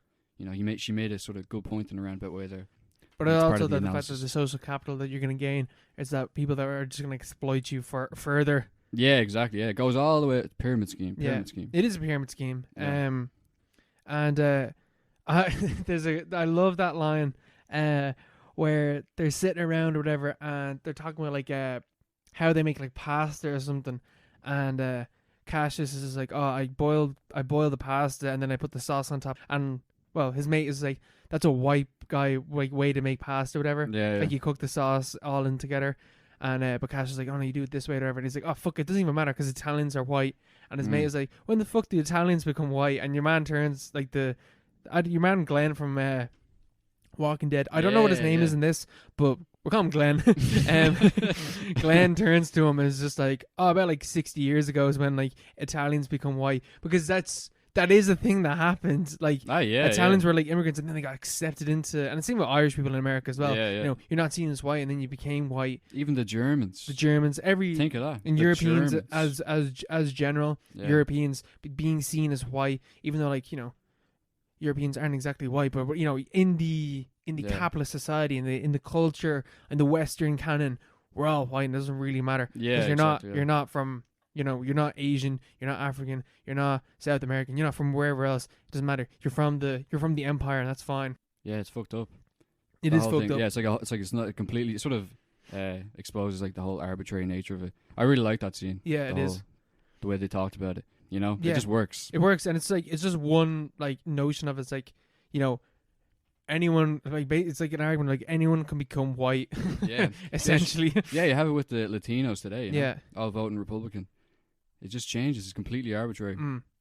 But It's interesting. yeah. It's very much, I think, a movie about class It's like a primarily. I think it's class and race as well. I think race like obviously plays such a huge thing, especially like Yeah. how, you know, like he because he essentially becomes like an Uncle Tom kind of character or whatever, Yeah. or like is that I don't know what the phrase Yeah, is. yeah, You know, the yeah. character type of like The sellout. the sellout, basically, but yeah. like he's like he's the one that they choose as well because, you know, he's part of the disenfranchised, and they're gonna pick him out because, you know, he can be a great representative or whatever And then there's that scene at at the party. the party where That is that was the funniest scene in this film. For me. it's like, There's a lot of jokes in this which really fall like very flat. I don't know why. There's one on like a TV. I can't remember what it was, but there's a few that just like, I don't know, they didn't build them up properly. Or there's loads of parts in the film that feel like they're from a first draft and they could have been like gone over again Yeah. and done a bit better. But yeah, the scene at the party was like that was like hilarious. even before that, when like your man's like talking about like shooting a rhino, and where I just assume he's like in the plains of Africa or some shit. I don't know. I'm assuming rhinos are only in Africa, and he's like talking about like how he shot this rhino or whatever. And then Cassius comes in and he's like, "Oh, Cassius, you ever pop a cap on anyone's ass?" Yeah. And I was like, "Oh," it's like, "No, I didn't." And then he's Yeah. like, "Oh, cut out the white voice. Just talk normally." And it's like, "No, I never popped a cap on anyone's ass." Like, "Oh, you can rap though, can't you?" And it's like they start going rap. And it's like It does a reverse shot where it's just a room full of white people just going rap, and one like black guy standing there like, I can't rap. I can't rap. It's like why? But like, it's like they only see him for his skin color. And it's like, yeah. you're all the same. You all, you know. And he's like, oh, tell us about that Oakland gangland shit, whatever. It's like, I was just a normal guy just trying to get a job. That's all. Like, so like race plays. It is like I think as well that what's important is the line where Detroit. She's showing off her artwork or whatever, and he's just like, "Oh, why'd you pick Africa?" And she's like, "Oh, capitalism began in the exploitation of Africa." Like race and capitalism are so heavily tied together because obviously slavery is beneficial for capitalism because it's workers and free labor for nothing. Oh yeah, definitely. Empire is definitely rooted in that sort of thing. Yeah. You know, that's where it sort of blew up. You know. Yeah, Yeah, there definitely is an element to that. I think it's like primarily like a class thing though, but there is the element of the horse people though at the end. Like the horse, that's a very obvious allegory, I suppose. yeah. Like that whole part just completely threw me off. And it's, I don't know, from that point as well, where like, you know, so worry-free are genetically engineering people so that they just become more efficient workers. But how do you become more efficient worker? Well, we're literally going to train you into a workhorse. Yeah, I didn't get that. Yeah, you're literally going to become a workhorse, and you're going to become a horse person, and you're going to be more efficient as a worker. And it's like, oh, hopefully they're going to bitch and complain less as well. Is what your man Stephen Lift says as well. And it's like literally like we're going to completely dehumanize you. Yeah. He's like trying to sell it to him. He's like, oh, because he's trying to get Cassius to become the Martin Luther King of it, basically. Yeah, of Equisapiens. And he's like, oh, we need someone on the inside. He'll work for us, but like front as the leader of this. There's like a little message there about like the sort of pre-corporative power of these giant corporations and like capitalism as a whole, where they understand that resistance is going to happen and they predict it and they know how to contain it. Yeah, so he's already planned that ahead. and he's picked out Cassius as the guy for it because he knows that he's reliable. He's like, and you're willing to sell out your class and your race, so you might as well sell out the horse people as well. yeah, he's domesticated. He's easy to control.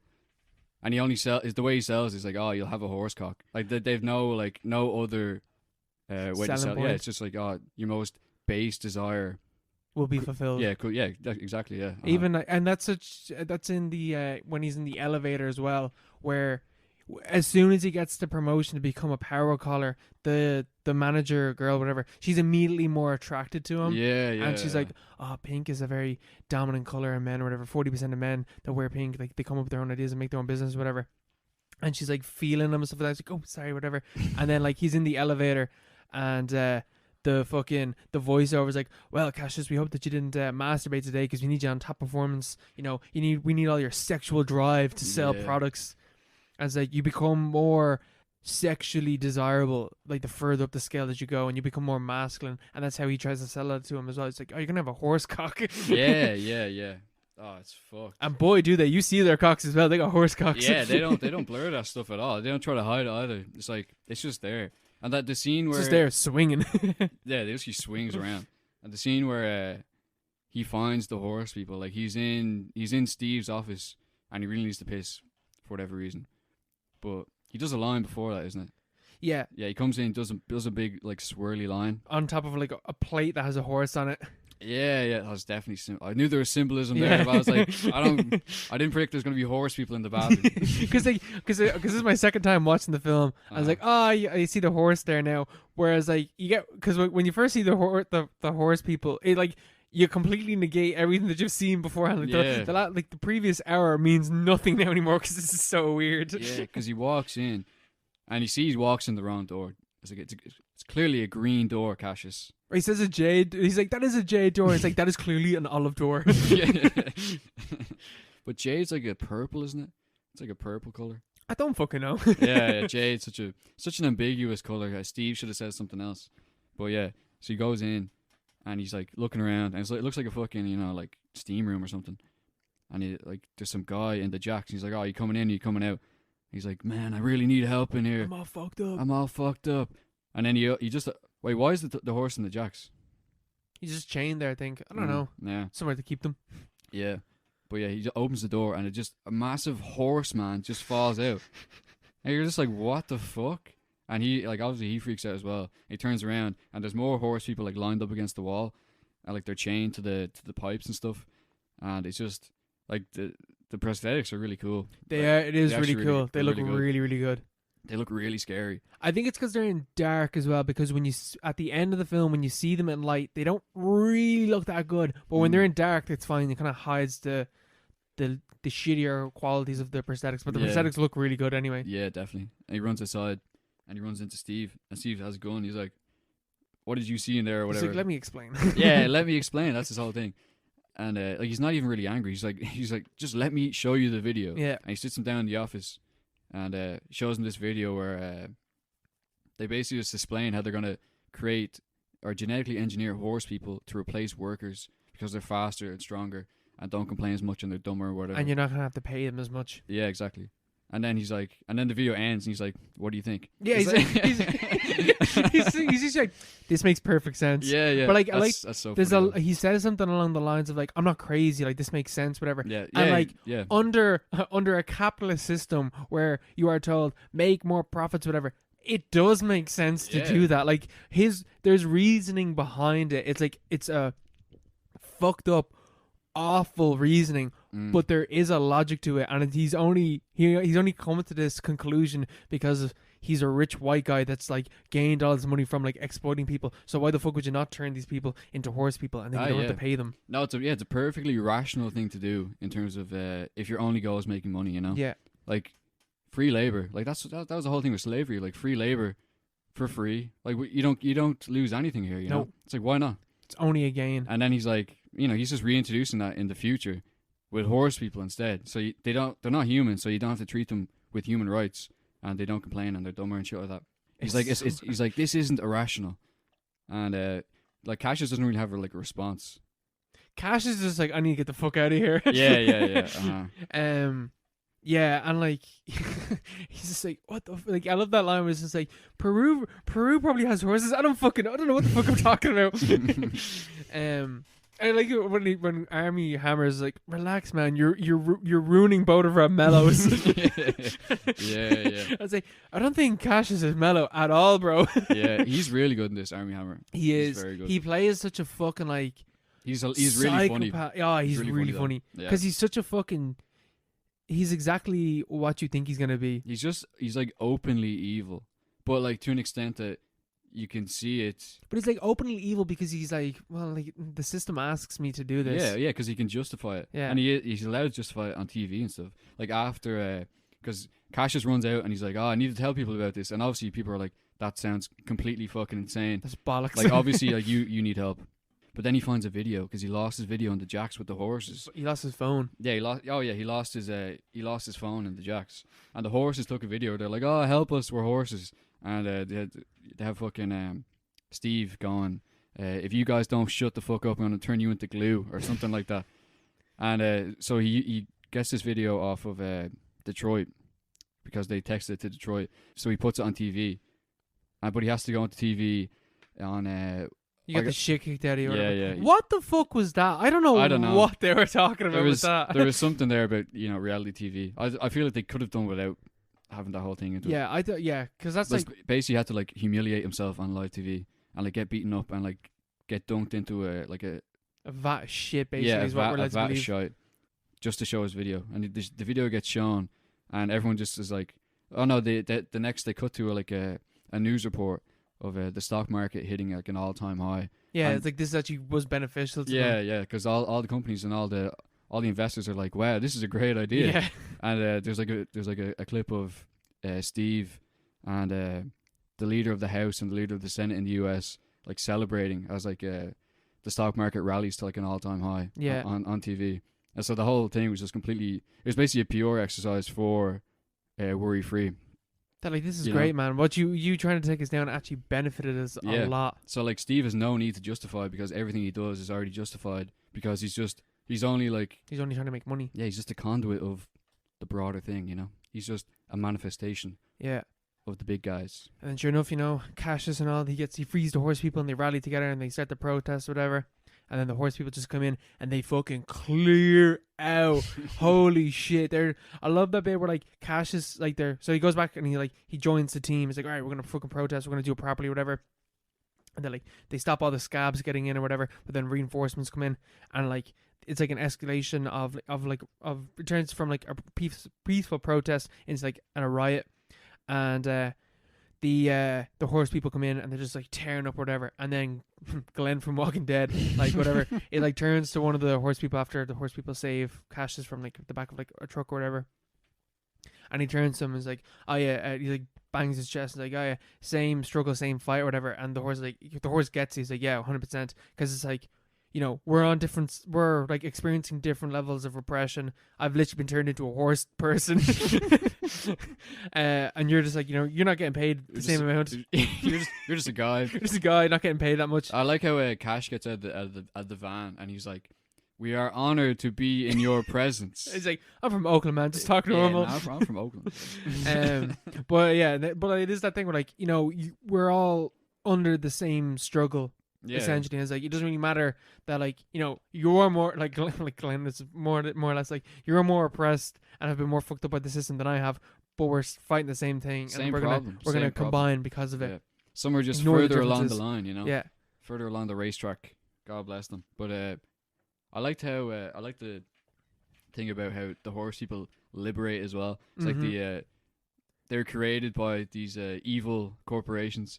But what their creations turned on them in like a way that they couldn't predict. Yeah, I think that's a pretty cool message. Yeah, they storm into that house and they definitely kill. Army Hammer gets fucked up in this film 100%. Oh yeah. Their inside is that's like a post credits or like after the end. It's like a false ending. Yeah, because like credits and then immediately cuts to like a post credit quote. Like I don't even know it's like a false ending or whatever. Yeah, because Cash turns into a horse. Yeah. Like that's really that was really weird at the end. Where his nose. I thought that the message actually at the end for a second was going to be like, oh yeah, we're being exploited, but at least we're getting paid the right amount or whatever. But Yeah. they're literally just Vote like, Bernie Sanders. but they're just like, oh no, this is only the start of the struggle. Like we've gained this now. Now we got to keep pushing forward and get more and like liberate more or whatever. But then Cash just turns into a horse, dude. Yeah, so he's But yeah. for a split second, I was like, oh no, don't tell me that the point of the message is things are shit, but at least we're getting paid, right? yeah. No, I think your man Boots Riley's like a communist. Like he's like a proper fanatic. Sweet. You know, which is what you love to see. Which is you can clearly tell in this film Oh as yeah, well. this film's fucking crazy, absolutely It crazy. is I know- batshit. I knew it was really weird. I remember when the trailer first came out and I saw it and I was like, that looks funny or it looks really interesting. But I was like, I don't think I would have watched it. But I'm glad I watched it because it's like not what I expected at all. I've never seen a film like this. Yeah, never seen it. I hope he makes more stuff like this. I hope he does as well because he's Very good. It's really creative. It's really unique. Yeah. It's so original. Yeah. You know, even the different parodies they have within the universe of like Fox News and even like storefronts and stuff. Like even the scenery is like a parody of our world basically. Yeah. And they don't use like it never pretends to be realistic at any point. It's like a magical. I think he described it as a magical realism cross with science fiction Yeah. story. Yeah. So that makes a lot of sense there. You know, I could imagine fucking Gabriel Garcia Marquez or whatever writing about horse people becoming, Oh, 100%. you know, Yeah. farmers becoming horse people in Colombia or something. Yeah. Oh, yeah. 100%. Definitely. Oh, yeah. To go back to your man, Mr. Blank, because we never find out his name. I think it's cool the way that he is like what Cassius will eventually become. Like he is literally like just the furthest progression of like this exploitation and this like commodification of like blackness basically, because the whole thing in it is that the protest group are called like Left Eye. Yeah. But he has a Eye patch, an eye patch over his left eye. It's like he's literally like removed himself from this movement or whatever, and he's like we only ever hear him talking in a white voice, except for the moment where Cassius is like completely fucked up because of how he had to like stand up on stage and like pretend to rap or whatever, and then he's like, oh, these people don't want that, so he just says the N-word and just says shit, and then all the white people like repeat it back to him. It's hilarious. It sounds a lot more grim the way it's played off for like humor because you're like, this is just so cringy, but you gotta kind of laugh at it or whatever because it's just so ridiculous. But that like fucks him up because he's like, oh, these people really don't care about me. I have to really play into like my. It's not like his blackness. It's like what they perceive black to be. He has to play into it. Yeah, his role as a sellout to the rich white people. As Uncle Tom, yeah. And he's all fucked up because of it. And then Mr. Blank just comes in and he sits down beside him. And it's the only time that we hear him using like his actual voice where he talks to him normally. And he's just like, listen, man, don't fuck it up. Like, you're so close. You're going to make so much money. Just go down to Steve. Like, Steve wants to talk to you, whatever. And he convinces him by using his real voice, by not using the white voice. He convinces Cassius to, like, go down or whatever. But the whole thing as well being that like he doesn't have a name because he has sold everything off. Like he has been completely commodified by these people. It doesn't matter anymore, and he's lost he has no name. He's like John Nada, but for capitalism. He's like the reverse John Nada. He's in too deep. He never put on the glasses in the first place because he only has one eye. He's fucked up. It is fucked up. Oh yeah, I never got that. Yeah, I only got on the second watch. Yeah, I don't even remember that scene where with the bleeps because I had the subtitles on Netflix. I just said whenever Blank. he was on screen, Mr. Blank. I was like, why is his name Mr. Blank? Yeah, that's all. Yeah, because he Cassius says to him, whatever, he calls him Mr. Whatever, and he's like, don't call me Mr. Beep. Even Cassius's name is clearly a tie to Muhammad Ali, and selling off this, not using your slave name. Oh yeah, because Cassius Clay. That's such a cool name. It is. Cassius Clay is a class name. That is an amazing name. To be fair, so is Muhammad Ali as well. That's a pretty good name. Yeah, it's pretty more common though, I'd say. But Cassius Clay, what a name. Or Cassius just in general. I never got the Cassius Green thing till you told me. I feel so silly. No, it's just because he said cash, but I didn't get the cash is green. Yeah. I didn't get that until you said it. What? I was just thinking. I thought you were saying no, because I was like, what? Because they call him cash or whatever. It's like, oh yeah, cash money or whatever. But I didn't cap the fact that like, cash is green is his name. Yeah. Puns all the way down. There's so many layers to this film. There's probably endless amounts of like bits like that throughout this film. Yeah, that I didn't see, you know. Yeah, it's very, very good. Very good. Very unique, very interesting film. Yeah. Yeah, hopefully he makes more of this stuff, you know. Hopefully he doesn't get fucking, you know, some Marvel exec. He's at some party and some Marvel exec invites him into his the office. Some fucking Army Hammer comes up to him and is like, "Here, man. Do you want to make a film with Robbie Downey Jr.? And we can make it about, I don't know, Maoism or some shit like that." Yeah. Hopefully, Black Panther, but it's about the Black Panthers. But the Black Panther is the main character. Yeah, something like that. Yeah. I don't know. Yeah, hopefully that doesnking happen to this guy. God, I don't think he does, because like. Yeah, I think he's pretty solid. He is pretty solid. Yeah, he seems pretty solid. Just checking to see. Is there anything else? Oh yeah, sorry. This is one other line that I picked up on, right? So Glenn from Walking Dead, Glenn from Walking Dead, like constantly just saying these lines that are like have like kind of like explain the like general meaning of something or whatever. Where Cassius comes in and is like, I try to tell people about like the horse people, whatever, but they just kind of ignored it. And Glenn is just like, oh, if you show people a problem without giving them a solution to the problem, they'll just learn to accept and live with the problem. Yeah, that got me thinking. I was like, wow. I was literally sitting there. I was like, as soon as I hit pause, like, whoa, what the fuck? I was like, what? Where did you get that? You know? Yeah. I was like, that makes so much sense. Yeah, because that's actually literally what we're living with. Yeah.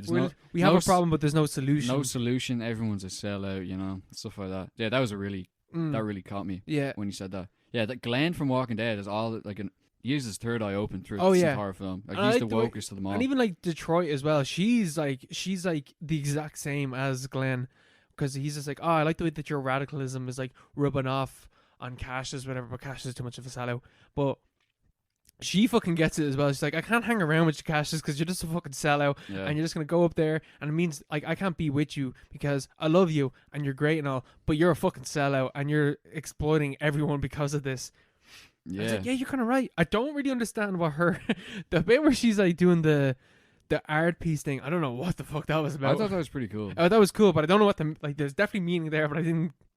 I mean, yeah, I don't know. I like the line as well though, where he's like to her, you just sell art to rich white people, because that is like, yeah, he's so right. That's a thing as well that could eventually, if she becomes big enough, she'll be just like fucking Cassius. Yeah, in a way, she's just jealous, because at least Glenn from Walking Dead is just like he's professional. He's the Che Guevara of this universe. Yeah, he's just floating around doing this. Yeah, he's floating around like causing trouble.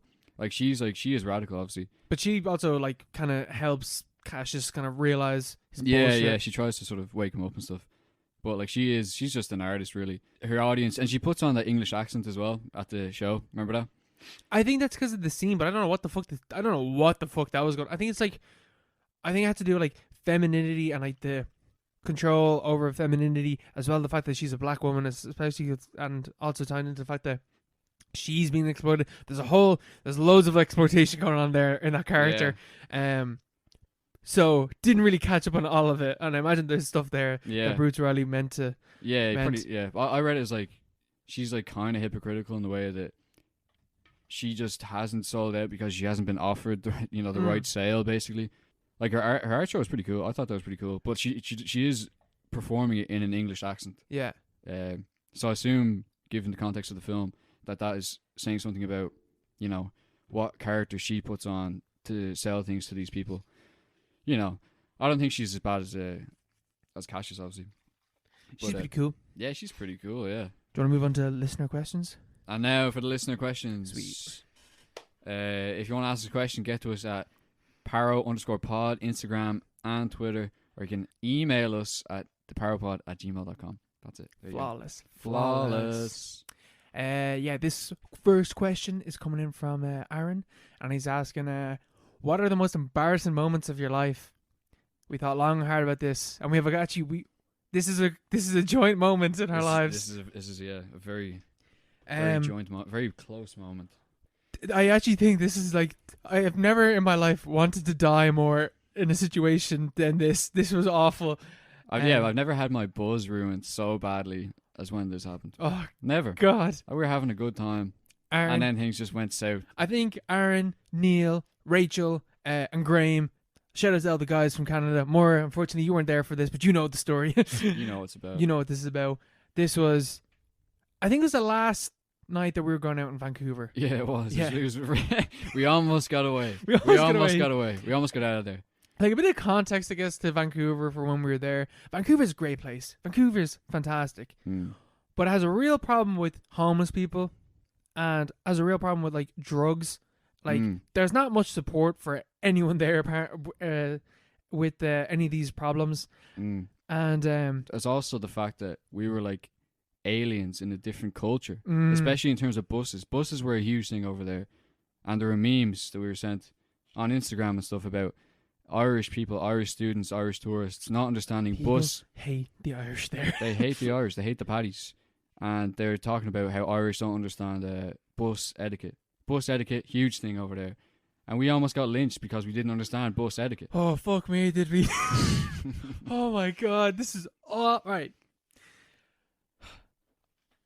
So we're on the bus, and we're having a good time. The bus is fairly packed, and we're all standing around. The bus is packed, but you know what? It's our last night in Vancouver. Yeah. And the bus stops at a certain stop, and this woman gets on, and she's in a wheelchair, and chilling around for a bit. We're standing, but we have to mention we're standing at the front of the bus. And we have to move to get. We're in way. the wheelchair spot, yeah. And we have to move to give her space or whatever. And immediately, the bus is aware that not to make assumptions, but this woman, she's not doing okay, and the bus driver is like, oh no, you can just hop on, whatever, and she's like rooting her bag, whatever, trying to get her bus pass, whatever, and she says to the bus driver, oh, do you just let every cripple on for free? That's the moment we knew, oh shit. She comes over and she kind of bashes Neil out of the way. Right in the shins. To get him out of the way, and Neil was already trying to get out of the way to begin with, and she gets in. And she's got a big medallion. The medallion comes into it later on, I think. I think the first part where we're just sitting around whatever, and we're just like chatting about whatever, and the music starts to play, and Gangster's Paradise is being played really loudly from a speaker, and everyone on the bus is really, really quiet except for us, because we're a bit buzzed, and and this is a triple decker, like triple length. Yeah, it's like one of those bendy buses, but it's 3 buses long, so it's like it goes. You look back and it's just people all the way, as far as you can see, And we're at the top of it, so they're all looking at us because all the music has come from up here. And they think, oh, these fucking stupid paddies are playing music on the bus and they're gargles. Like, no, we're actually not. We are gargles, but we're not. It's her. And I don't know. I think it was. I should not have asked this question, but I asked the question was, how do we get more drink? I was like, oh no, there's probably an off license at the terminal or whatever. And Neil turns like, this is Vancouver, baby, of course there is, like jokingly goes like, oh, this is Vancouver, of course there is. And she turns to Neil and said, yeah, and you stole our land. And immediately I was like, oh, she's like native Canadian. Gangster's Paradise still playing in the background as all this plays out. Yeah. And Neil, not really knowing how to deal with the situation, was like, he's like, I'm Irish. I didn't steal anything. Or like, I know what you mean, but like, I didn't steal anything. Like, I'm Irish or whatever. And he's like, oh, I didn't even steal this water bottle or something. And she turns to him and she's like, oh, you think I stole something? And she pulls out the medallion that you mentioned. Yeah, it was like bad bitch or something like that. Queens get paid. Queens get paid, yeah. And Neil looks at us like, I didn't know what to say. He's just like laughing or whatever. He's like, all right. And I don't know what exactly happened next, but like, Neil's like trying to get away from the situation, from like what's going on, because it's only escalating towards a bad outcome, and he's trying to like get away from whatever, and she's still like kind of like shouting at him, and he's like, yeah, whatever, like trying to get away, and then she wants to get off the bus.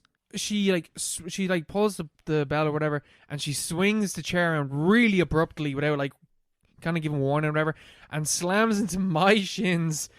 And Neil's trying to get out of the way, and I'm like almost climbing on top of people that are sitting down trying to get out of the way, and she's like giving out whatever. Now, this was not our fault, because there was 2 Irish people behind us from Dublin as well, and they said, you don't have to be such a cunt. Yeah, they called her a cunt, yeah. And she turns around and she heard the Dublin accent from us, but it actually wasn't us that said it. It's the other Paddy. I swear. But to be fair, it was Paddy's that caused the situation. It just wasn't us, these Paddies. Yeah. And she turns and she said, what the fuck did you say? and she looked at me straight in the eye, and I was like, I want to fucking die. Yeah. I was like, oh no, and I'm laughing because like I don't know. Yeah, we're all laughing the entire time. I don't know what to do with this energy. It's so awkward because like she's there saying, "Oh, like you wanna step outside, bitch," and all this stuff. I was like you can't respond. Yeah, you just have to laugh. You can't respond to a woman in a wheelchair and she's native. Like, yeah, there's no like. She had us beat on every level. You can't. There was no winning this battle. There's no winning, and you don't want to fucking do anything as well, because obviously you don't. And she's clearly not doing too good either. And she's like calling us out, and it's like, step the fuck out the bus or whatever. And I think she's talking to Neil specifically. I think he did something. I don't think he did anything. No, but I mean, like, she had a bone to pick with him specifically. I think it's because he said, "Oh, this is Vancouver, baby." Yeah, this is my land. And then she's like, "Step off the bus, whatever." And we're like, "No, we're okay. We're sorry, whatever." And it's like, "No, sorry, it's not okay. Step off the fucking bus. Come on, say something." I was like, "No, I'm sorry, it's okay." Yeah. And then I think Rachel said, "No one's laughing at you" or something. Yeah. And that kind of like threw her for a bit, and she's like, "What?" I was like, "No one's laughing." And she's like, "Get off the bus." And we're like, "Oh no." And she starts to get off the bus, and then she's recording us on her iPad the entire time. Was it an iPad? It was an iPad. And she's recording us. Yeah. And she's like, "This is going up on YouTube." I'm like, "Oh fuck!" It's like, I can't believe I went through 3 months of this not engaging in any terrible situations, and now I'm at the forefront, at the top of the bus. Everyone's staring at us. The bus is stalled because of this. Yeah, we're caught in a hate crime on the last day, basically.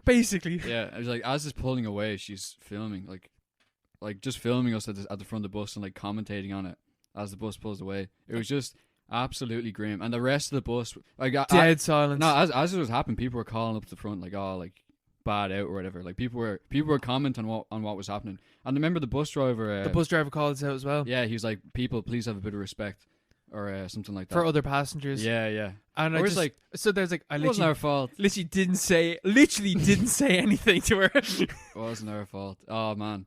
Then we turn around to the Irish people behind us, and we're like, "What the fuck did you do?" I remember turning to the girl, I was like, "Why the fuck did you say that?" And she was like, "Oh, she was being a cunt." I was like, "We got the fucking blunt of it because of you." Yeah. Well, they're only trying to help us, but like we didn't really need help against like a disabled woman. Yeah, didn't you just shut the fuck up? Yeah, just there was no easy way out of that situation. That's the thing, it was a bind, because you couldn't, if you laughed, no, you couldn't you couldn't say anything, and you couldn't be silent because that'd be weird. So we just laughed awkwardly. And that made it worse. That made it worse. It made her angrier. Yeah, made her angrier. To be fair, I understand if that was it. I wanted to die in that moment. I wanted I wanted to be consumed by the earth, as you said earlier. Yeah, I was just like, get me to Graham's gaff. Get me a can. I want to be off, because we had to get another bus after that as well. Like it was like, that was awful. Man, that just killed the bus for like half an hour. But like then it was grand. It was grand. But like, my God, that was 10 minutes were the worst 10 minutes of my life. Yeah. Oh my God. And I felt the shame, and I felt really bad for her as well, because she thought we were taking the piss out of her. Yeah. Ah, man, yeah. It's just like, what can you do? It's just a bad situation. Bad situation for everyone involved. And the entire bus was silent afterwards. Yeah. And we were silent as well. I was like, hang our head in shame. And we've represented the Irish poorly. But you know what? We didn't do anything. It was you fuckers behind us that caused this escalation. This is the British's fault. This is the British colony. I'm blaming the Irish behind us that called her a cunt. Whatever. I think she would have just got off the bus and everything would be grand, except for someone called her a cunt. She wanted the fight, man. She was coming for us. She was raring for a fight as soon as she got onto that bus. Remember, she told us that she told Neil or something as she was leaving. She's like, "Oh, if you have." She said, "Watch yourself. I know people." No, watch yourself. I know people, and you won't hear me coming. We're like, all right. Oh no, but it was hilarious. Like, at the same time, can I edit this down a bit? Yeah, no, but there's like, I remember at the time thinking this is so funny, but I was also like just like crestfallen. I was like, oh my God, this is so grim. Because I remember being on the bus, like coming home from work and all, and a bunch of Irish people get onto the bus and they're gargled and they're singing, and literally no one's on the bus except for me and a few other Canadians, fellow Vancouverans, that just want to go the fuck home and just want to be in peace or whatever. And these 15 drunk Irish 20-year-olds are just blaring tunes at the back of the bus, singing their heart out or whatever. And I remember being on the bus and the bus driver stopping the bus and being like, basically saying, "Shut the fuck up." Like, stop fucking singing. And I was like, oh, this is why people hate the Irish so much. And then I was one of those Irish people that people fucking hated, and I was like, I want to fucking die. We didn't do anything. Oh god. It was awful. Yeah. Oh, fuck me. I sure remember the like the bus used to get into town and stuff like that. It'd just be full of Irish people just singing, you know. But they had a system on the bus. It's like it was young people at the back and old people at the front, which is the opposite sort of how it works. Well, in Whereas Ireland, it's different because in Dublin, it's just like young people at the top upstairs. of the bus, and Yeah. you're away from everyone. But like we just didn't understand it. I remember one of the days, I think it was one of the first week we were in there, or we were over there, and me and Aaron were like, I think it was me, Neil, and Aaron going for like a viewing or whatever, and me and Aaron are sitting in a seat on a bus. I don't know what we were doing. We're just sitting there, and some guy walked past and goes, "Fucking idiots," because I think we're like in the way, as some people were trying to get off or something like that. I was like. I'm from a different culture. I don't just. I'm so sorry. You know, whatever. Oh my god, that's God, that moment forever lives in my mind and repeat. Oh god, I fucked up so much in Vancouver. I think we all did. It's just the culture shock. We all had weird moments. There was a lot of weird moments in Vancouver. Oh, yeah, absolutely. Oh, I miss it so much. Oh god, I hope parents listen to this. You fucking better, you dickhead. Answer this question and all. Alright, second question is coming in from Neil. And Neil is asking us, what is your favorite type of horror? My favorite kind of horror myself is definitely body horror of the Cronenberg strain. You're a big fan of video drama stuff? I love video drama. I love all that stuff. But it's it goes beyond Cronenberg. Look at Gremlins last week. Gremlins is body horror in a sense. Yeah. I think most decent horror has some sort of physical element that makes you go, ugh. Even, maybe even, remember we were talking about Antichrist. Like I was actually just thinking that as well. Yeah, it's like that's... You get a real visceral reaction to it. Yeah. It's like physicalizing the horror of it all. Yeah, the trauma of whatever's going on. Yeah, I think it's really cool. And it's really influential, like all the makeup effects and stuff. Look at The Thing as well. Yeah, The Thing is something else. Yeah, I think like all my favorite movies are in that sort of genre, so I definitely have to go with that. Naked Lunch as well, stuff like that. I haven't seen Naked Lunch. You should definitely watch. I read it, but I never seen it. Yeah, well, I think reading the book is way better, obviously. Oh, the book is something else. Yeah, the book is something else altogether. Yeah, the book is almost body horror as well because it's like so visceral, like the imagery, you know. I don't know where my copy of that book went. Yeah, man, I had the same thing for a year. I had no idea. I gave it to Aaron. Really? I gave my copy of it to Aaron, I think. Yeah, I had a full year where I couldn't find it, and like I've never read it the full way through. Like I've just read it in bits and pieces. I think I want to read that again. Because it's like no like solid narrative, but like you read it in chapters, and that's like the whole point. You can open it up at any point and keep reading. And but I remember I couldn't find it for like a year because I wanted to go back to it. It was like alive. I just had this image of it alive in my house, like crawling around, like avoiding me, you know, like those bugs in the movie, you know. But yeah, it's a fucked up book. It's a great movie as well. Cronenberg and Burroughs, they're like synergy. Yeah, that is a synergy. They're right 100%. There. Did Cronenberg do Naked Lunch? Yeah. Yeah, that makes sense. Makes a lot of sense. Yeah, I'm a big fan of body horror as well. Body horror is so good because you always get that like I love like the body horror where it's like the body going against you, like your body, like because it really makes you feel like a bag of flesh. Yeah, exactly. There's this one movie I just thought of there. Where it's like, did you ever see this one? It was like, I think it's from the 80s or 90s. And it's like this marketing executive gets like a pimple on his neck. And it grows and grows and it becomes a head. And eventually takes off I've his seen like body. the jokes of that, but I've never seen the real version of that. Yeah. I saw it many moons ago. But stuff like that, like I watched it when I was very young. And I just like, it just sticks with you. Like, it's like those really visceral, like, basic images that just appeal to like a really like, guttural sense of disgust. Yeah, It really stays with you afterwards, and that's what most of like the most horrific things that I saw like in terms of films. It's always those images that really stick with you and that like linger afterwards. Yeah, you know, those images that stick in your head. Yeah, 100%. Like little even bugs. Like, I'm trying to think like even like other examples of like body horror. Like fucking, I want to see Tetsuo, the Iron Man. That's like metal. That's another thing as well. Like, and it comes into like video drama as well. Like the merging like body horror with technology is such a cool concept as well for like themes and subtext and whatnot. Yeah. Um, Even Perfect Blue, there's an element of body horror in that, Yeah, obviously. Because yeah, her like physical form is being subordinated to this representation, this virtual image of what people imagine her to be. And that's like a really like abstract way of thinking of it. But like I think there is a body horror element there's to a it. pathway to body horror in there. Yeah, 100%. Yeah, yeah, but there's some forms of body horror. Like, would you consider? I guess like, a Saw and stuff like that isn't even body horror, but I guess it kind of is, but it's not really. Yeah, I don't. I Like wouldn't torture porn and stuff like that isn't really body horror. really. Yeah, I wouldn't really consider it in that.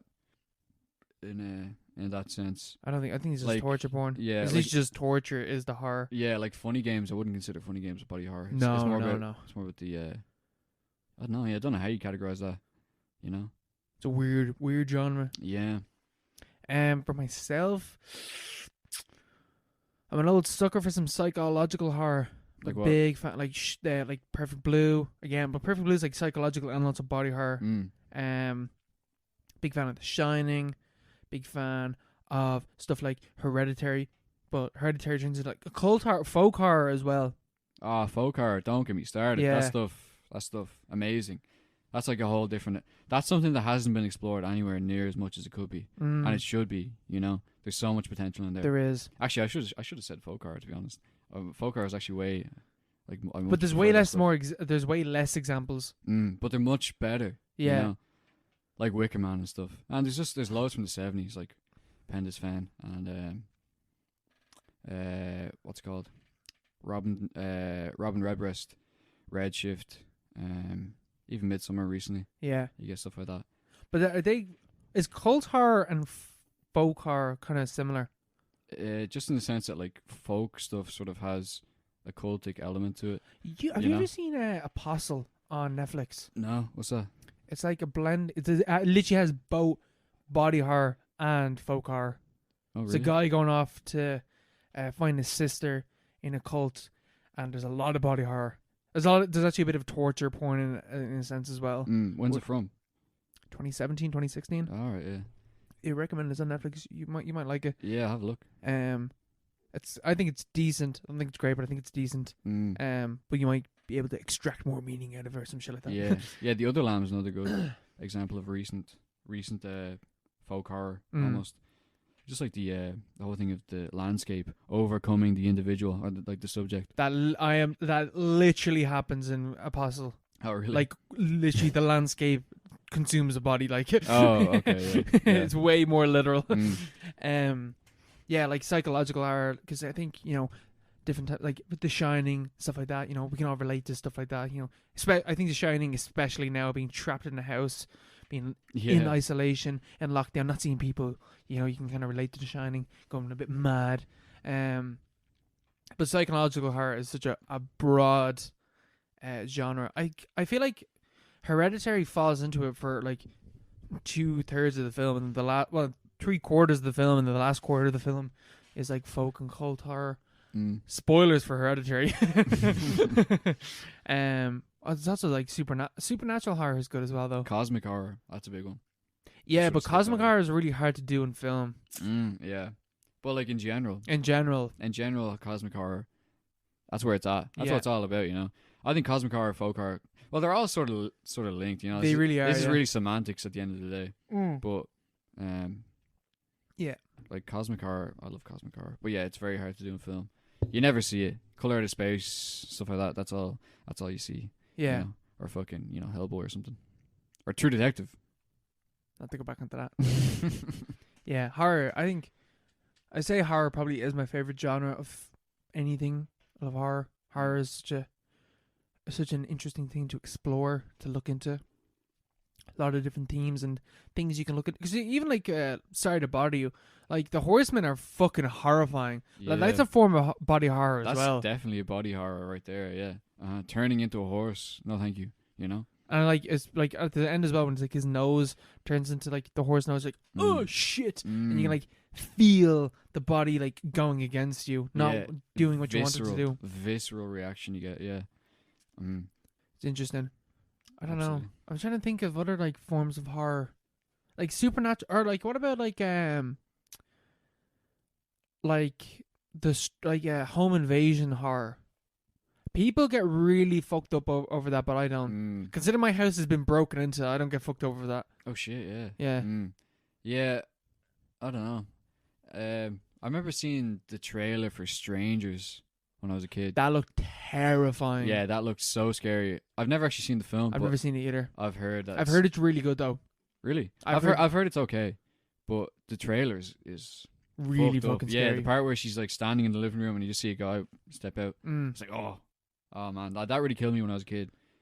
But yeah, I sort of get home invasion stuff because it's more about like, you know, your personal space being invaded. You know, but nothing is safe. Yeah. You know?